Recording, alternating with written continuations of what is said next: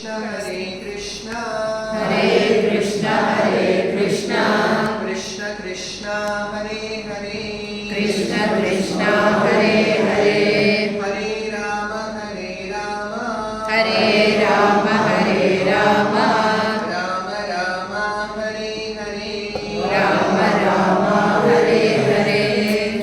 ಮತ್ತೊಮ್ಮೆ ಈ ಹರೇ ಕೃಷ್ಣ ಮಹಾಮಂತ್ರವನ್ನ ಕೈಮೇಲೆತ್ತಿ ಶರಣಾಗತಿ ಭಾವದಲ್ಲಿ ಎಲ್ಲರೂ ಹೇಳಿ.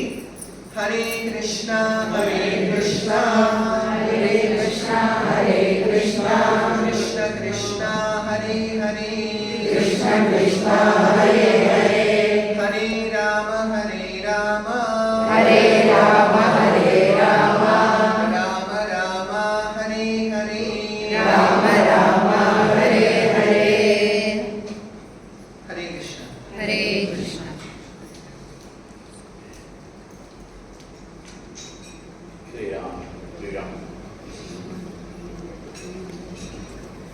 ಶ್ರೀ ಚೈತನ್ಯ ಮಹಾಪ್ರಭು ತಮ್ಮ ಪ್ರಥಮ ಶಿಕ್ಷಾಷ್ಟಕ ಸ್ತೋತ್ರದಲ್ಲಿ ಹೇಳಿದ್ದಾರೆ.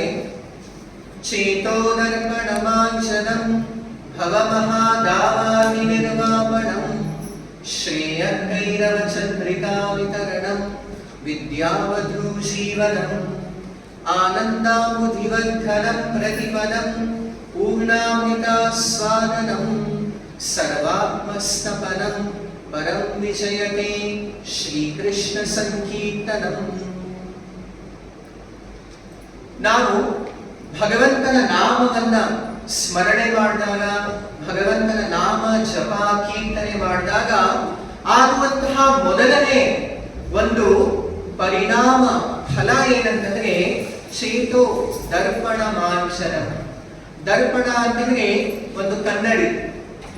ಕನ್ನಡಿ ಮೇಲೆ ತುಂಬಾನೇ ಧೂಳು, ಕಸ, ಮಲ, ಕಲ್ಮಶ ಇದ್ರೆ ಆ ಕನ್ನಡಿಯಲ್ಲಿ ನೀವು ನೋಡಿದಾಗ ಏನು ಕಾಣಲ್ಲ ಅಲ್ವಾ?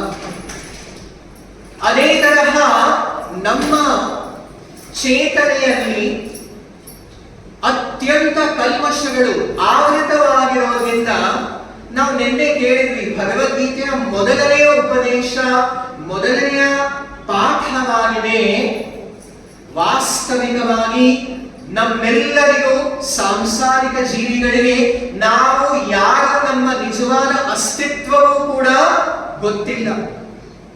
ಯಾಕೆ? ನಮ್ಮ ಕನ್ನಡಿ ಧೂಳಿಂದ ತುಂಬಿಕೊಂಡಿದೆ. ನಾವು ಭಗವಂತನ ನಾಮ ಸ್ಮರಣೆ ಮಾಡಿದಾಗ ಮೊದಲನೇ ಪರಿಣಾಮ ಏನು? ಹೇಗೆ ಕನ್ನಡಿಯ ಮೇಲೆ ಧೂಳನ್ನ ನಾವು ಒರೆಸಿದಾಗ ಸ್ಪಷ್ಟವಾಗಿ ನಿಮ್ಮ ಮುಖ ಕಾಣಿಸುತ್ತೆ ಅಲ್ವಾ? ಅದೇ ತರಹ ಚೇತೋದರ್ಪಣ ಮಾಂಚನಂ, ನಮ್ಮ ನಿಜವಾದ ಅಸ್ತಿತ್ವ ನಮಗೆ ಸಾಕ್ಷಾತ್ಕಾರವಾಗುತ್ತೆ. ಸಾಕ್ಷಾತ್ಕಾರ ಅಂತಂದ್ರೆ ನಾವು ಹಾಗೆಯೇ ತಾತ್ವಿಕವಾಗಿ ಥಿಯರಿಟಿಕಲಿ ಭಗವದ್ಗೀತೆಯಲ್ಲಿ ನಾನು ಶರೀರ, ದೇಹ ಅಲ್ಲ, ಆತ್ಮ ಅಂತ ಓದೋದಷ್ಟೇ ಅಲ್ಲ. ನೀವು ಹೇಗೆ ಕನ್ನಡಿಯಲ್ಲಿ ನಿಮ್ಮ ಮುಖವನ್ನ ನೋಡ್ತೀರೋ ಅದೇ ತರಹ ನೀವು ಅನುಭೂತಿಯನ್ನ ಮಾಡ್ತೀರಾ. ಹೌದು, ನಾನು ಈ ದೇಹ ಅಲ್ಲ, ನನ್ನ ಆತ್ಮ ಅಂತ, ನಾನು ಆ ಪ್ರಜ್ಞೆ ಅಂತ. ಈ ಶರೀರ ಕೇವಲ ನನ್ನ ಒಂದು ಬಟ್ಟೆ, ವಸ್ತ್ರ, ವಾಸಸ್ಥಾನ ಇದ್ದಾರೆ ಅಂತ. ಸೊ ಹಾಗಾಗಿ ಕೆಲವೊಂದು ನಿಮಿಷ ನಾವು ಭಗವಂತನ ನಾಮ ಸಂಕೀರ್ತನೆಯನ್ನು ಮಾಡಿ ಪ್ರಾರಂಭ ಮಾಡೋಣ. ಹರೇ ಕೃಷ್ಣ ಹರೇ ಕೃಷ್ಣ ಕೃಷ್ಣ ಹರೇ ಕೃಷ್ಣ ಹರೇ ಕೃಷ್ಣ ಹರೇ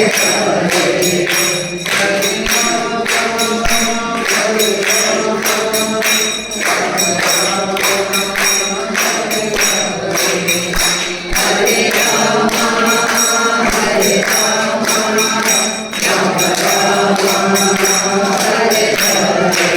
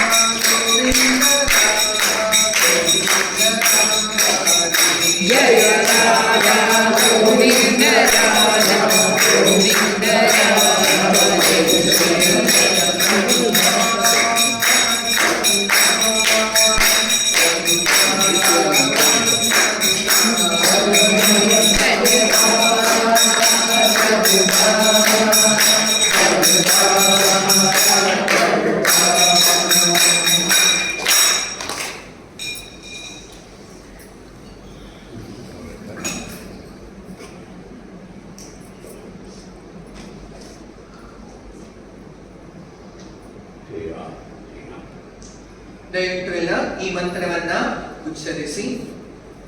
ಓಂ ನಮೋ ಭಗವತೆ ವಾಸುದೇವಾಯ. ಓಂ ನಮೋ ಭಗವತೆ ವಾಸುದೇವಾಯ. ಓಂ ನಮೋ ಭಗವತೆ ವಾಸುದೇವಾಯ.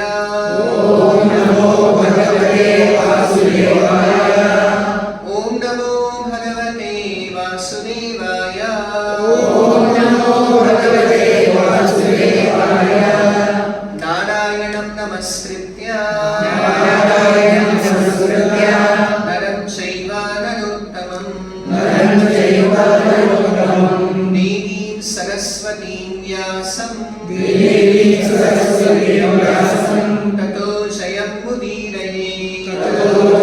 वीरये नष्टप्रायेषु भद्रेषु नित्यं भागवत सेवया भगवती उत्तमश्लोके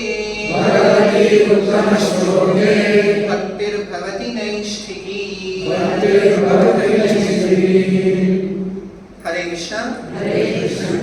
ನಾವೆಲ್ಲರೂ ಶ್ರೀಮದ್ ಭಗವದ್ಗೀತೆ ಯಾವುದು ಸಮಸ್ತ ವೇದ ಗ್ರಂಥಗಳಲ್ಲಿ ಉತ್ಕೃಷ್ಟವಾದಂತಹ ಸರ್ವೋತ್ತಮವಾದಂತಹ ಗ್ರಂಥ ವಿಶೇಷವಾಗಿದೆ. ಸಾಕ್ಷಾತ್ ಭಗವತ್ ವಾಣಿಯಾಗಿದೆ. ಭಗವಂತನ ಶ್ರೀಮುಖದಿಂದ ನಮ್ಮೆಲ್ಲರಿಗೂ ಹೇಳಿರುವಂತಹ ಅತ್ಯಂತ ಮಹತ್ವಪೂರ್ಣ ಸಂದೇಶವಾಗಿದೆ ಭಗವದ್ಗೀತೆ. ಭಗವದ್ಗೀತೆಯ ಪ್ರಥಮ ಅಧ್ಯಾಯ ಅರ್ಜುನ ವಿಷಾದ ಯೋಗದಲ್ಲಿ ಅರ್ಜುನ ತನ್ನ ಸ್ವಜನ ಬಂಧು ಬಾಂಧವರ ಮರಣ ಅಪೇಕ್ಷೆಯಿಂದ ತೀವ್ರವಾದಂತಹ ಕೃಪಾ ಆವಿಷ್ಟನಾಗಿ ಕರುಣಾಭಾವದಿಂದ ಯುದ್ಧ ಮಾಡುವ ಸಂಕಲ್ಪವನ್ನ ಪರಿತ್ಯಾಗ ಮಾಡಿ ರಥಾಸೀನನಾದಾಗ ದ್ವಿತೀಯ ಅಧ್ಯಾಯದಲ್ಲಿ ಅರ್ಜುನ ಇನ್ಯಾವ ಒಂದು ಗತಿ ತೋಚದೇನೆ ಶ್ರೀಕೃಷ್ಣನಿಗೆ ಭಗವಂತನಿಗೆ ಪ್ರಪತ್ತಿಯಾಗ್ತಾನೆ, ಶರಣಾಗತನಾಗಿ ಹೇಳ್ತಾನೆ, ಶಿಷ್ಯಸ್ತೇಹಂ ಶಾಧಿ ಮಾಂ ತ್ವಾಂ ಪ್ರಪನ್ನಂ. ನನಗೆ ಏನ್ ಮಾಡಬೇಕು? ಧರ್ಮ ಸಮೂಢ ಚೇತಾಹ, ನಾನು ವಿಮೂಢನಾಗಿದ್ದೇನೆ, ಈಗ ನೀನ್ ನನಗೆ ಉಪದೇಶವನ್ನ ಮಾಡು, ನಾನು ಏನ್ ಮಾಡಬೇಕು, ಏನ್ ಸರಿ ಅಂತ. ಆಗ ಭಗವಂತ ಶ್ರೀಕೃಷ್ಣ ದ್ವಿತೀಯ ಅಧ್ಯಾಯದ 11ನೇ ಶ್ಲೋಕದಿಂದ 30ನೇ ಶ್ಲೋಕದ ಅತ್ಯದ್ಭುತವಾದಂತಹ ಆತ್ಮತತ್ವ ಜ್ಞಾನವನ್ನ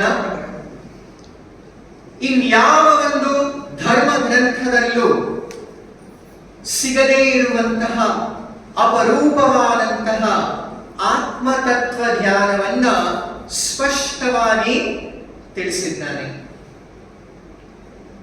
ನಂತರ ಇದು ಸಾಂಖ್ಯ ಯೋಗ ದರ್ಶನದ ಒಂದು ವಿಶ್ಲೇಷಣೆಯಾಗಿದೆ. 31ನೇ ಶ್ಲೋಕದಿಂದ 38ನೇ ಶ್ಲೋಕ ತನಕ ಸಾಂಖ್ಯ ಯೋಗದಲ್ಲೇ ಸ್ವಧರ್ಮದ ಆಧಾರದ ಮೇಲೆ ಸಹ ಕೃಷ್ಣ ಅರ್ಜುನನಿಗೆ ಬೋಧಿಸ್ತಾನೆ, ನೀನು ಯುದ್ಧವನ್ನ ಮಾಡಲೇಬೇಕು ಅಂತ.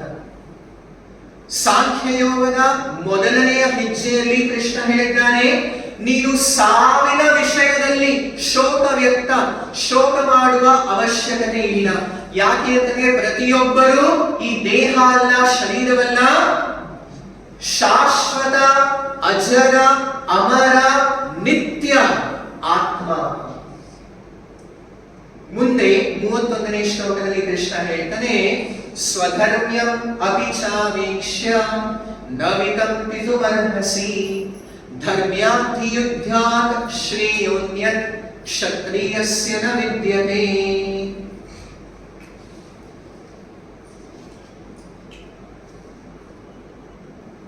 ಅರ್ಜುನ, ನಿನ್ನ ಸ್ವಧರ್ಮವೂ ಕೂಡ ನೀನು ಕ್ಷತ್ರಿಯನಾಗಿದ್ದೀಯ. ಕ್ಷತ್ರಿಯ ಅಂತಂದ್ರೆ ಸಂಸ್ಕೃತದಲ್ಲಿ ಕ್ಷತ್ರಾಯತೆ ಇತಿ ಕ್ಷತ್ರಿಯ. ಕ್ಷತ್ ಅಂತಂದ್ರೆ ಯಾವುದೇ ಒಂದು ಅಪಾಯ, ಹಾನಿ, ಭಯ. ಯಾರು ನಮ್ಮನ್ನ ಭಯದಿಂದ, ಯಾವುದೇ ಆಪತ್ತಿನಿಂದ, ಸಂಕಟದಿಂದ ಕಾಪಾಡ್ತಾನೋ ಅವನಿಗೆ ಕ್ಷತ್ರಿಯ ಅಂತ ಹೇಳ್ತೇವೆ. ಕ್ಷತ್ರಿಯ ಧರ್ಮವೇ ಸಮಸ್ತ ಪ್ರಜೆಗಳನ್ನ ಸಂರಕ್ಷಣೆ ಮಾಡುವುದು ಹಾಗೂ ಕಾಪಾಡುವುದು. ಇದಕ್ಕೆ ಅರ್ಜುನನೇ ಒಳ್ಳೆ ಉದಾಹರಣೆ. ಒಮ್ಮೆ ಪಾಂಡವರು ಹಸ್ತಿನಾಪುರದಲ್ಲಿ ವಾಸವಾಗಿದ್ದಾಗ ಪಾಂಡವರು 5 ಪಂಚಪಾಂಡವರು ಏಕಪತ್ನಿಯನ್ನ ಸ್ವೀಕರಿಸಿದ್ದು. ಯಾರು? ದ್ರೌಪದಿಯನ್ನ. ತಮ್ಮ ಅಣ್ಣ ತಮ್ಮಂದಿರಲ್ಲಿ ಯಾವುದೇ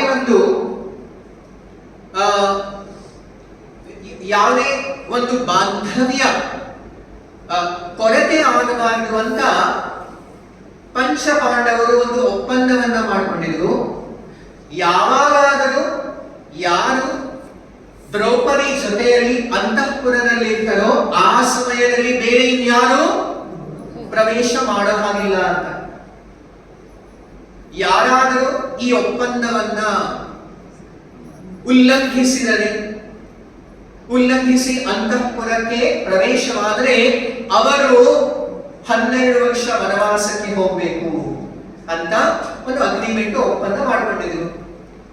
ಒಮ್ಮೆ ಅಂತಃಪುರದಲ್ಲಿ ದ್ರೌಪದಿಯ ಜೊತೆ ಯುಧಿಷ್ಠಿರ ಧರ್ಮರಾಯನಿರ್ತಾನೆ. ಆ ಸಮಯದಲ್ಲಿ ಯಾರೋ ಒಬ್ಬ ಗೊಲ್ಲ ಬಂದು ಅರಮನೆಯ ದ್ವಾರರತ್ನ ಹೇಳ್ತಾನೆ, ಅಯ್ಯೋ ಕಾಪಾಡಿ ಕಾಪಾಡಿ, ನನ್ನ ಹಸುಗಳನ್ನ ಗೋ ಸಂಪತ್ತನ್ನ ಯಾರೋ ಒಬ್ಬ ಕಳ್ಳರ ಒಂದು ಗುಂಪು ಕದ್ದು ಹೋಗ್ತಾ ಇದೆ ಅಂತ, ನನ್ನನ್ನ ಕಾಪಾಡಿ ಅಂತ, ನನ್ನ ಸಂಪತ್ತನ್ನ ಕಾಪಾಡಿ ಅಂತ, ಗೋವುಗಳನ್ನ ಹೇಗಾದ್ರು ಮತ್ತೆ ಹಿಡ್ಕೊಂಡ್ ಬನ್ನಿ ಅಂತ. ಆ ಒಂದು ದೂರನ್ನ ಅರ್ಜುನ ಕೇಳಿದ ತಕ್ಷಣವೇ ಅವನು ಸಿದ್ಧನಾಗ್ತಾನೆ. ಅವನ ಧರ್ಮವೇ ಕ್ಷತ್ರಾಯತೆ. ಅವನು ಸಿದ್ಧನಾದಾಗ ಅರ್ಜುನನಿಗೆ ಸ್ಮರಣೆ ಆಗುತ್ತೆ, ಅಯ್ಯೋ ನನ್ನ ಧನಸ್ಸನ್ನ ನಾನು ಅರಮನೆಯ ಒಳಗಡೆ ಅಂತಃಪುರದಲ್ಲಿ ಇಟ್ಟಿದ್ದೇನೆ ಅಂತ. ಆದ್ರೆ ಅಂತಃಪುರದಲ್ಲಿ ಒಳಗಡೆ ಈಗ ಯುಧಿಷ್ಠಿರರಿದ್ದಾನೆ. ನಾನು ಒಳಗಡೆ ಹೋಗಿ ನಾನು 12 ವರ್ಷ ಕಾಡಿಗೆ ವನವಾಸಕ್ಕೆ ಹೋಗುವ ಸಂಗತಿ ಬರುತ್ತೆ. ಆದರೆ ಅರ್ಜುನ ಹೇಳ್ತಾರಲ್ಲ, ವಿದೌಟ್ ಎ ಸೆಕೆಂಡ್ ಥಾಟ್, ಇನ್ನೊಂದು ಆಲೋಚನೆ ಇಲ್ಲದೆ ಅವನು ಅಂತಃಪುರಕ್ಕೆ ಒಳಗಡೆ ಹೋಗಿ ತನ್ನ ಧನಸ್ಸು ಬಾಣವನ್ನು ಎತ್ಕೊಂಡು ಮೊದಲು ಆ ಗೋಪಾಲನನ್ನ ಸಂರಕ್ಷಿಸ್ತಾನೆ. ಆ ಧನ ಗೋ ಸಂಪತ್ತನ್ನ ಅವನು ಹಿಂತಿರುಗಿಸ್ತಾನೆ. ಯುಧಿಷ್ಠಿರ ಹೇಳ್ತಾರೆ, ಅರ್ಜುನ ನೀನು ಮಾಡಿದ್ದೇನು ತಪ್ಪಲ್ಲ, ನೀನ್ ಎಲ್ಲೂ ವನವಾಸಕ್ಕೆ ಹೋಗುವ ಅವಶ್ಯಕತೆ ಇಲ್ಲ. ಆದ್ರೆ ಅರ್ಜುನ ಹೇಳ್ತಾನೆ, ನಮ್ಮಲ್ಲಿ ಒಂದು ಒಪ್ಪಂದ ಆಗಿದೆ, ನನ್ನ ಧರ್ಮವನ್ನ ನಾನು ಪರಿಪಾಲನೆ ಮಾಡಿದ್ದೇನೆ ಅಂತ. ಅದರ ಪ್ರತಿಫಲವಾಗಿ ನನಗೆ ಕಷ್ಟ ಬಂದ್ರೆ ನನ್ನ ಧರ್ಮವನ್ನ ಬಿಡ್ಲಿಕ್ಕೆ ನನ್ನ ಧರ್ಮವನ್ನ ಬಿಟ್ರೆ ಅದು ತುಂಬಾನೇ ದೊಡ್ಡ ಕಳಂಕವಾಗುತ್ತೆ ಅಂತ. ಇದು ಕ್ಷತ್ರಿಯ ಧರ್ಮ. ಹಾಗಾಗಿ ಅರ್ಜುನನಿಗೆ ಕೃಷ್ಣ ಮತ್ತೆ ಹೇಳ್ತಾ ಇದ್ದಾನೆ, ನೀನು ಕ್ಷತ್ರಿಯನಾಗಿ ಈ ಧರ್ಮ ಯುದ್ಧವನ್ನ ಮಾಡಬೇಕು ಅಂತ. ಈಗ ಸ್ವಧರ್ಮದಲ್ಲೂ ಎರಡಿದೆ. ಒಂದು ಈ ಶರೀರದ ಸ್ವಧರ್ಮ. ಶರೀರ ಇರೋ ತನಕ ಇದಕ್ಕೂ ಒಂದು ಧರ್ಮ ಇದೆ. ಆದ್ರೆ ವಾಸ್ತವಿಕವಾಗಿ ನಮ್ಮ ಧರ್ಮ ಏನು? ಅದು ಆತ್ಮದ ಧರ್ಮವೇ ಬೇರೆ. ಆತ್ಮದ ಧರ್ಮ, ಆತ್ಮದ ಲಕ್ಷಣವನ್ನ ತುಂಬಾನೇ ಸುಂದರವಾಗಿ ಭಗವದ್ಗೀತೆಯ 8ನೇ ಅಧ್ಯಾಯದ 20ನೇ ಶ್ಲೋಕದಲ್ಲಿ ನಿನ್ನೆ ನಾವಾಗಲೇ ಕೇಳಿದ್ದೇವೆ. ಅಜೋ ನಿತ್ಯಃ ಶಾಶ್ವತೋಯಂ ಪುರಾಣೋ ನ ಹನ್ಯತೆ ಹನ್ಯಮಾನೇ ಶರೀರೇ ನ ಜಾಯತೆ ಮ್ರಿಯತೆ ವಾ ಕದಾಚಿನ್. ಅದಕ್ಕೆ ಯಾವತ್ತು ಹುಟ್ಟಿಲ್ಲ, ಸಾವಿಲ್ಲ. ಇದು ಆತ್ಮದ ಲಕ್ಷಣ. ಆದರೆ ಆತ್ಮದ ಧರ್ಮ ಏನು? ಈಗ ನೋಡಿ, ಪ್ರತಿಯೊಂದು ವಸ್ತುವಿಗೆ, ಈಗ ಇವತ್ತಿನ ಕಾಲ ಸಮಯದಲ್ಲಿ ನಾವೆಲ್ಲರೂ ಧರ್ಮ ಅಂತಂದ್ರೆ ರಿಲಿಜನ್ ಅಂತ ಅನ್ಕೊಂಡಿದೀವಿ. ರಿಲಿಜನ್ ಅಂದ್ರೆ ಇಂಗ್ಲಿಷ್ ಡಿಕ್ಷನರಿನಲ್ಲಿ ಹೇಳ್ತಾರೆ ಎ ಕೈಂಡ್ ಆಫ್ ಫೇತ್ ಅಂತ, ಒಂದು ತರಹದ ನಂಬಿಕೆ ಅಂತ. ಆದ್ರೆ ವಾಸ್ತವಿಕವಾಗಿ ಧರ್ಮ ಅಂತಂದ್ರೆ ನಂಬಿಕೆ ಅಲ್ಲ. ಧರ್ಮ ಅನ್ನೋದು ಸಂಸ್ಕೃತ ವ್ಯಾಕರಣದಲ್ಲಿ ಧೃ ಧಾತುವಿಂದ ಬರುತ್ತೆ. ಧೃ ಧಾತು ಅಂದರೆ ಯಾವುದು ಧಾರಯತೆ, ಯಾವುದೇ ಒಂದು ವಸ್ತುವಿನ ಅಭಿನ್ನವಾದ ಅತ್ಯಂತ ಮಹತ್ವಪೂರ್ಣವಾದಂತಹ ಒಂದು ಲಕ್ಷಣಕ್ಕೆ ಧರ್ಮ ಅಂತ ಹೆಸರು. ಉದಾಹರಣೆಗೆ ಈಗ ಸಕ್ಕರೆಯ ಧರ್ಮ ಸಿಹಿತನ. ಅದು ಸಿಹಿತನ ಇಲ್ಲದೆ ಇದ್ರೆ ಅದು ಸಕ್ಕರೆ ಮಾತ್ರ, ಅದು ಅಭಿನ್ನವಾದದ್ದು. ಅದೇ ಅದರ ಮೂಲಭೂತ ಲಕ್ಷಣ ಅಂದರೆ ಸಿಹಿತನ.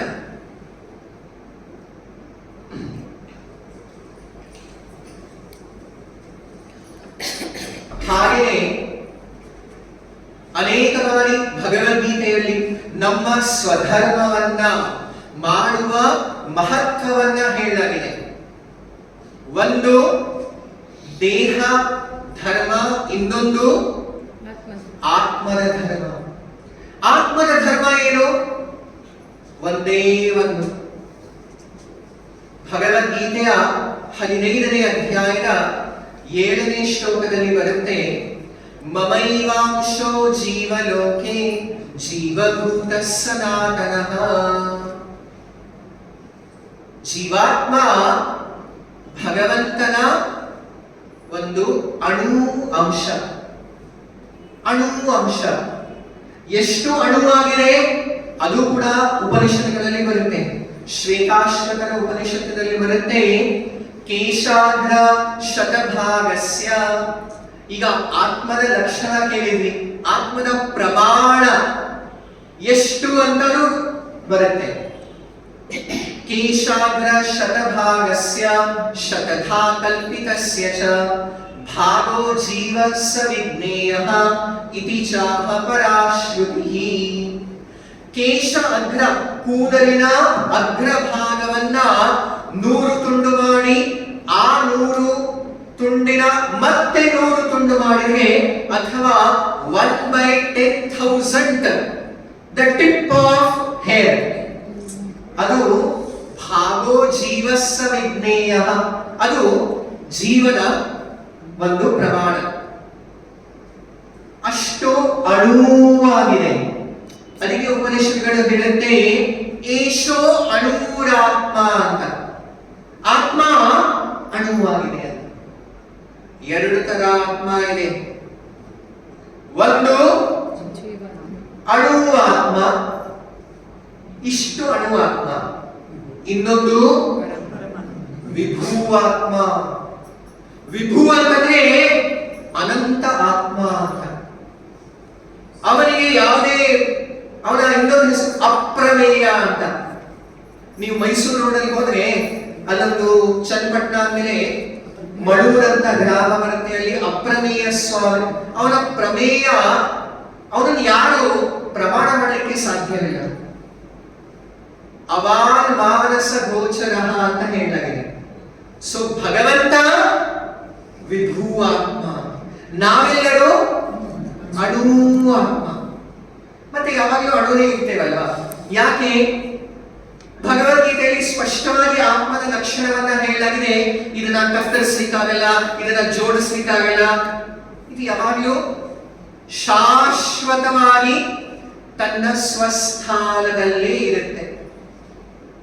ಕೆಲವೊಬ್ಬರಿಗೆ ಕಲ್ಪನೆ ಏನಂತಂದ್ರೆ, ಮೋಕ್ಷದ ಪರಿಕಲ್ಪನೆ ಏನಂತಂದ್ರೆ, ಮೋಕ್ಷ ಆದ ಮೇಲೆ ಆತ್ಮ ಪರಮಾತ್ಮನಲ್ಲಿ ಐಕ್ಯವಾಗಿ ಹೋಗುತ್ತೆ. ಅಂದ್ರೆ ಅದರ ಅಸ್ತಿತ್ವ ಮುಗಿದು ಹೋಯಿತು, ಅಂತ್ಯವಾಯಿತು ಅಲ್ವಾ? ಐಕ್ಯವಾಯಿತು ಅಂದ್ರೆ ಅಂತ್ಯವಾಯಿತು ಅಂತ. ಭಗವದ್ಗೀತೆಯ ಮೊದಲನೇ ಪಾಠ ಏನು? ಆತ್ಮವನ್ನ ಏನು ಮಾಡಿದ್ರು ನಾಶ ಮಾಡ್ಲಿಕ್ಕೆ ಸಾಧ್ಯವಿಲ್ಲ, ಅದರ ಅಂತ್ಯ ಮಾಡ್ಲಿಕ್ಕೆ ಸಾಧ್ಯವಿಲ್ಲ. ಅದು ಯಾವಾಗಲೂ ಶಾಶ್ವತವಾಗಿಯೂ ಅಣು ಆತ್ಮ, ಶಾಶ್ವತವಾಗಿಯೂ ಪರಮಾತ್ಮ ಭಗವಂತ ವಿಭೂವಾತ್ಮ. ಹಾಗಾಗಿ ಆತ್ಮದ ನಿಜವಾದ ಸ್ವಧರ್ಮ ಏನಂತಂದ್ರೆ, ಅದು ವಿಭೂ ಆತ್ಮದ ನಿತ್ಯ ಶಾಶ್ವತ ಅಂಶ. ಭಗವದ್ಗೀತೆಯ 15ನೇ ಅಧ್ಯಾಯದ 7ನೇ ಶ್ಲೋಕದಲ್ಲಿ ಹೇಳಲಾಗಿದೆ, ಮಮೈವ ಅಂಶೋ ಜೀವಲೋಕೆ ಜೀವಭೂತಃ ಸನಾತನಃ. ಸನಾತನ ಅಂದರೆ ಇವತ್ತು ಅಂಶವಾಗಿದೆ, ಕಟ್ಟಾಗಿದೆ, ಛಿನ್ನವಾಗಿದೆ, ಛಿದ್ರವಾಗಿದೆ, ಮತ್ತೆ ಮೋಕ್ಷ ಸಿಕ್ಕ ಮೇಲೆ ಐಕ್ಯವಾಗುತ್ತೆ, ಅದು ಅಂತ್ಯವಾಗುತ್ತೆ ಅಂತ ಹೇಳಲಾಗಿದೆ. ಸನಾತನವಾಗಿಯೂ ನಿತ್ಯವಾಗಿಯೂ ಅದು ಅಣು ಅಂಶ ಆತ್ಮವೇ. ಹಾಗಾಗಿ ಆ ಅಂಶ ಮತ್ತೆ ಪೂರ್ಣ ಎರಡು, ಒಂದು ಅಂಶ ಮತ್ತೆ ಪೂರ್ಣ. ಇದಕ್ಕೆ ತುಂಬಾನೇ ಒಳ್ಳೆಯ ಉದಾಹರಣೆ ಉಪನಿಷತ್ಗಳಲ್ಲಿ ಹಿತೋಪದೇಶದಲ್ಲೂ ಹೇಳಲಾಗಿದೆ, ಭಾಗವತದ 4ನೇ ಸ್ಕಂದದಲ್ಲೂ ಹೇಳಲಾಗಿದೆ, ಯಥಾ ತರೋರ್ಮೂಲ ನಿಷೇಚನೇನ ತೃಪ್ಯಂತಿ ತತ್ಸ್ಕಂಧಭುಜೋಪಶಾಖಾಃ ಪ್ರಾಣೋಪಹಾರಾಚ್ಚ ಯಥೇಂದ್ರಿಯಾಣಾಂ ತಥೈವ ಸರ್ವಾರ್ಹಣಮತ್ ಅಚ್ಯುತೇಚ್ಯ. ಇಲ್ಲೂ ಕೂಡ ಅಚ್ಯುತ ಕೃಷ್ಣ ಅಂತ ಹೇಳಲಾಗಿದೆ. ನಮ್ಮ ಮೂಲಭೂತ ಧರ್ಮ ಏನಂತಂದ್ರೆ ನಾವು ಭಗವಂತನ ಅಂಶರು. ಹಾಗಾಗಿ ಈಗ ನೋಡಿ, ಒಂದು ಕಾರ್ ಇದೆ, ಒಂದು ವಾಹನ ಇದೆ. ಆ ಕಾರ್ನಲ್ಲಿ ಚಕ್ರ ಇದೆ, ಗಾಲಿ ಇದೆ, ಇಂಜಿನ್ ಇದೆ, ಒಂದು 1000 ಬೇರೆ ಬೇರೆ ಪಾರ್ಟ್ ಇದೆ, ನಟ್ ಇದೆ, ಬೋಲ್ಟ್ ಇದೆ. ಈಗ ಯಾವುದೋ ಒಂದು ನಟ್ಟು ಬೋಲ್ಟ್ ಹೇಳುತ್ತೆ ನಾನು ಸೆಪರೇಟ್ ಆಗಿ ಹೋಗ್ತೀನಿ ಅಂದ್ರೆ ಅದಕ್ಕೇನು ಮೌಲ್ಯವೇ ಉಳಿಯಲ್ಲ. ಅದು ಪೂರ್ಣ ವಾಹನದ ಜೊತೆ ಇದ್ರೇನೆ ಎಲ್ಲವೂ ಸರಿಯಾಗಿ ನಡೆಯುತ್ತೆ. ಅಥವಾ ಯಾವುದೋ ಮರದಲ್ಲಿ 1,00,000 ಎಲೆಗಳಿರಬಹುದು, ಯಾವುದೋ ಒಂದು ಎಲೆ ಭಿನ್ನವಾಗಿ ಹೋದ್ರೆ ಏನಾಗುತ್ತೆ, ಒಣಗಿ ಹೋಗುತ್ತೆ. ಅದು ನಮ್ಮ ಪರಿಸ್ಥಿತಿ. ಸಂಸಾರದಲ್ಲಿ ಬಂದಿರುವಂತಹ ಎಲ್ಲಾ ಜೀವಿಗಳು ಪೂರ್ಣ ಬ್ರಹ್ಮ ಭಗವಂತ ಆ ವೃಕ್ಷದಿಂದ ಬೇರ್ಪಡೆಯಾಗಿ ನಾವು ಶುದ್ಧರಾಗಿ ಒಣಗಿ ಹೋಗ್ತಾ ಇದ್ದೀವಿ ಪುನರ್ಜನ್ಮದ ಚಕ್ರದಲ್ಲಿ. ಮತ್ತೆ ರಿಅಟ್ಯಾಚ್ ಆದ್ರೆ, ಮತ್ತೆ ಭಗವಂತನ ಜೊತೆ ನಾವು ಸೇರ್ಕೊಂಡ್ರೆ ಅಂದ್ರೆ, ಈಗ ಆ ಹೇಗೆ ಮರಕ್ಕೆ ಮತ್ತೆ ಆ ಒಂದು ಎಲೆಯನ್ನು ಜೋಡಿಸಿದ್ರೆ ಅದು ಮರದ ಜೊತೆ ಒಂದಾಯಿತು, ಆದರೂ ಕೂಡ ಅದರ ಪ್ರತ್ಯೇಕವಾದ ಅಸ್ತಿತ್ವವೂ ಇದೆ ಅಲ್ವಾ, ಪ್ರತಿಯೊಂದು ಎಲೆಗೂ ಇದೆ. ಅದೇ ತರಹ ಆತ್ಮ ಮೋಕ್ಷದ ನಂತರ ಭಗವಂತನ ಜೊತೆ ಸತ್ ಚಿತ್ ಆನಂದದಲ್ಲಿ, ಅನಂತ ಆನಂದದಲ್ಲಿ ಭಗವಂತ ಶಾಶ್ವತ, ಜೀವಾತ್ಮವು ಶಾಶ್ವತ. ಭಗವಂತ ಮತ್ತೆ ಪ್ರತಿಯೊಂದು ಜೀವಾತ್ಮರಲ್ಲೂ ಒಂದು ಶಾಶ್ವತ ಸಂಬಂಧವಿದೆ. ಶ್ರೀ ಚೈತನ್ಯ ಮಹಾಪ್ರಭುಗಳ ಮೊದಲನೆಯ ಉಪದೇಶ ಇಲ್ಲಿಂದ ಪ್ರಾರಂಭವಾಗುತ್ತೆ. ಸಂಬಂಧ ಅಭಿಧೇಯ ಪ್ರಯೋಜನ.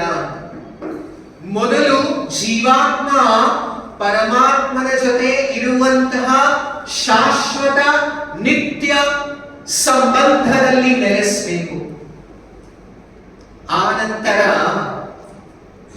ನಮ್ಮ ನಿಜವಾದ ಮೋಕ್ಷದ ನಂತರ ನಮ್ಮ ನಿತ್ಯ ಶಾಶ್ವತ ಜೀವನ ಪ್ರಾರಂಭವಾಗುತ್ತೆ. ಮೋಕ್ಷದ ನಂತರ ಫುಲ್ ಸ್ಟಾಪ್, ಎಲ್ಲ ಮುಕ್ತಾಯ ಅಲ್ಲ, ಅಲ್ಲಿಂದ ಪ್ರಾರಂಭ, ಅಲ್ಲಿಂದ ಅತ್ಯಂತ ಶುಭ ಆರಂಭ ನಮ್ಮ ಆತ್ಮನ ಆಧ್ಯಾತ್ಮಿಕ ಅಸ್ತಿತ್ವದ್ದು. ಸೊ ಆ ಸ್ವಧರ್ಮ ವಾಸ್ತವವಾಗಿ ಪಾಂಡವರು ಸಾಮಾನ್ಯ ಅಲ್ಲ, ಅವರು ಕೂಡ ಭಗವಂತನ ಜೊತೆ ಭಗವದ್ಧಾಮದಿಂದ ಅವರೆಲ್ಲರೂ ಶಾಶ್ವತ ಸಂಬಂಧಿಕರು, ಶಾಶ್ವತ ಪಾರ್ಷದರು, ಶಾಶ್ವತ ಸಂಗಾತಿಗಳು. ಆದರೆ ಭಗವಂತನ ಜೊತೆ ಅವನು ಸಂಸಾರಕ್ಕೆ ಬಂದಾಗ ಅವನ ಜೊತೆ ಲೀಲೆಯಲ್ಲಿ ಭಾಗವಹಿಸಲಿಕ್ಕೆ ಬಂದಿದ್ದಾರೆ.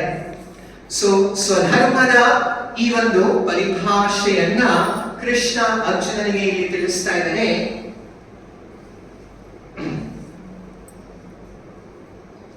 ಒಬ್ಬ ಕ್ಷತ್ರಿಯನಿಗೆ ಧರ್ಮದ ಸಂರಕ್ಷಣೆಗೋಸ್ಕರ ಯುದ್ಧ ಮಾಡುವುದು ಪರಮ ಸೌಭಾಗ್ಯ. ನೀನು ಇಂತಹ ಸದಾವಕಾಶವನ್ನ ಬಿಟ್ಟು ಯುದ್ಧ ಭೂಮಿಯಿಂದ ನೀವೇನ್ ಹೇಳ್ತಾ ಇದೀಯಾ, ನಾನು ಅಸ್ತ್ರ ಶಸ್ತ್ರಗಳನ್ನ ತ್ಯಜಿಸಿ ನಾನು ಹೋಗಿ ಈ ಗುರುಗಳನ್ನೆಲ್ಲ ಕೊಲ್ಲೋಕ್ಕಿಂತ ಎಲ್ಲಾದ್ರೂ ಹೋಗಿ ಶ್ರೇಯೋ ಭೈಕ್ಷ್ಯಮಪೀಹ ಲೋಕೆ, ಹೋಗಿ ಭಿಕ್ಷೆ ಆದ್ರೂ ಬೇಡ್ತೀನಿ ಅಂತ. ಅಲ್ವೋ ಅರ್ಜುನ, ನೀನು ರಣಭೂಮಿಯನ್ನ ಬಿಟ್ಟು ಹೋದರೆ ನೀನು ಹೋಗಿರುವ ಕಾರಣ ಏನು? ಕೃಪೆಯಿಂದ, ತುಂಬಾನೇ ಒಂದು ಸೌಮ್ಯವಾದ ಕರುಣಾಭಾವದಿಂದ, ಕರುಣೆ ಭಾವನೆಯಿಂದ ನೀನು ಹೋಗಿದ್ದೀಯಲ್ವಾ. ಆದರೆ ವಿರುದ್ಧ ಪಕ್ಷದವರು, ಪರಪಕ್ಷದವರು, ದುರ್ಯೋಧನ, ಕರ್ಣ, ಇವರೆಲ್ಲ ಅಯ್ಯೋ ನೋಡಿಯಪ್ಪ ಎಷ್ಟು ಒಳ್ಳೆ ಸ್ವಭಾವದವ ಈ ನಮ್ಮ ಅರ್ಜುನ, ಕರುಣೆಯಿಂದ ಅವನು ಯುದ್ಧ ಭೂಮಿಯನ್ನ ಬಿಟ್ಟು ಹೋದ ಅಂತ ಹೇಳ್ತಾರ. ದುರ್ಯೋಧನ ಏನ್ ಹೇಳ್ತಾರೆ?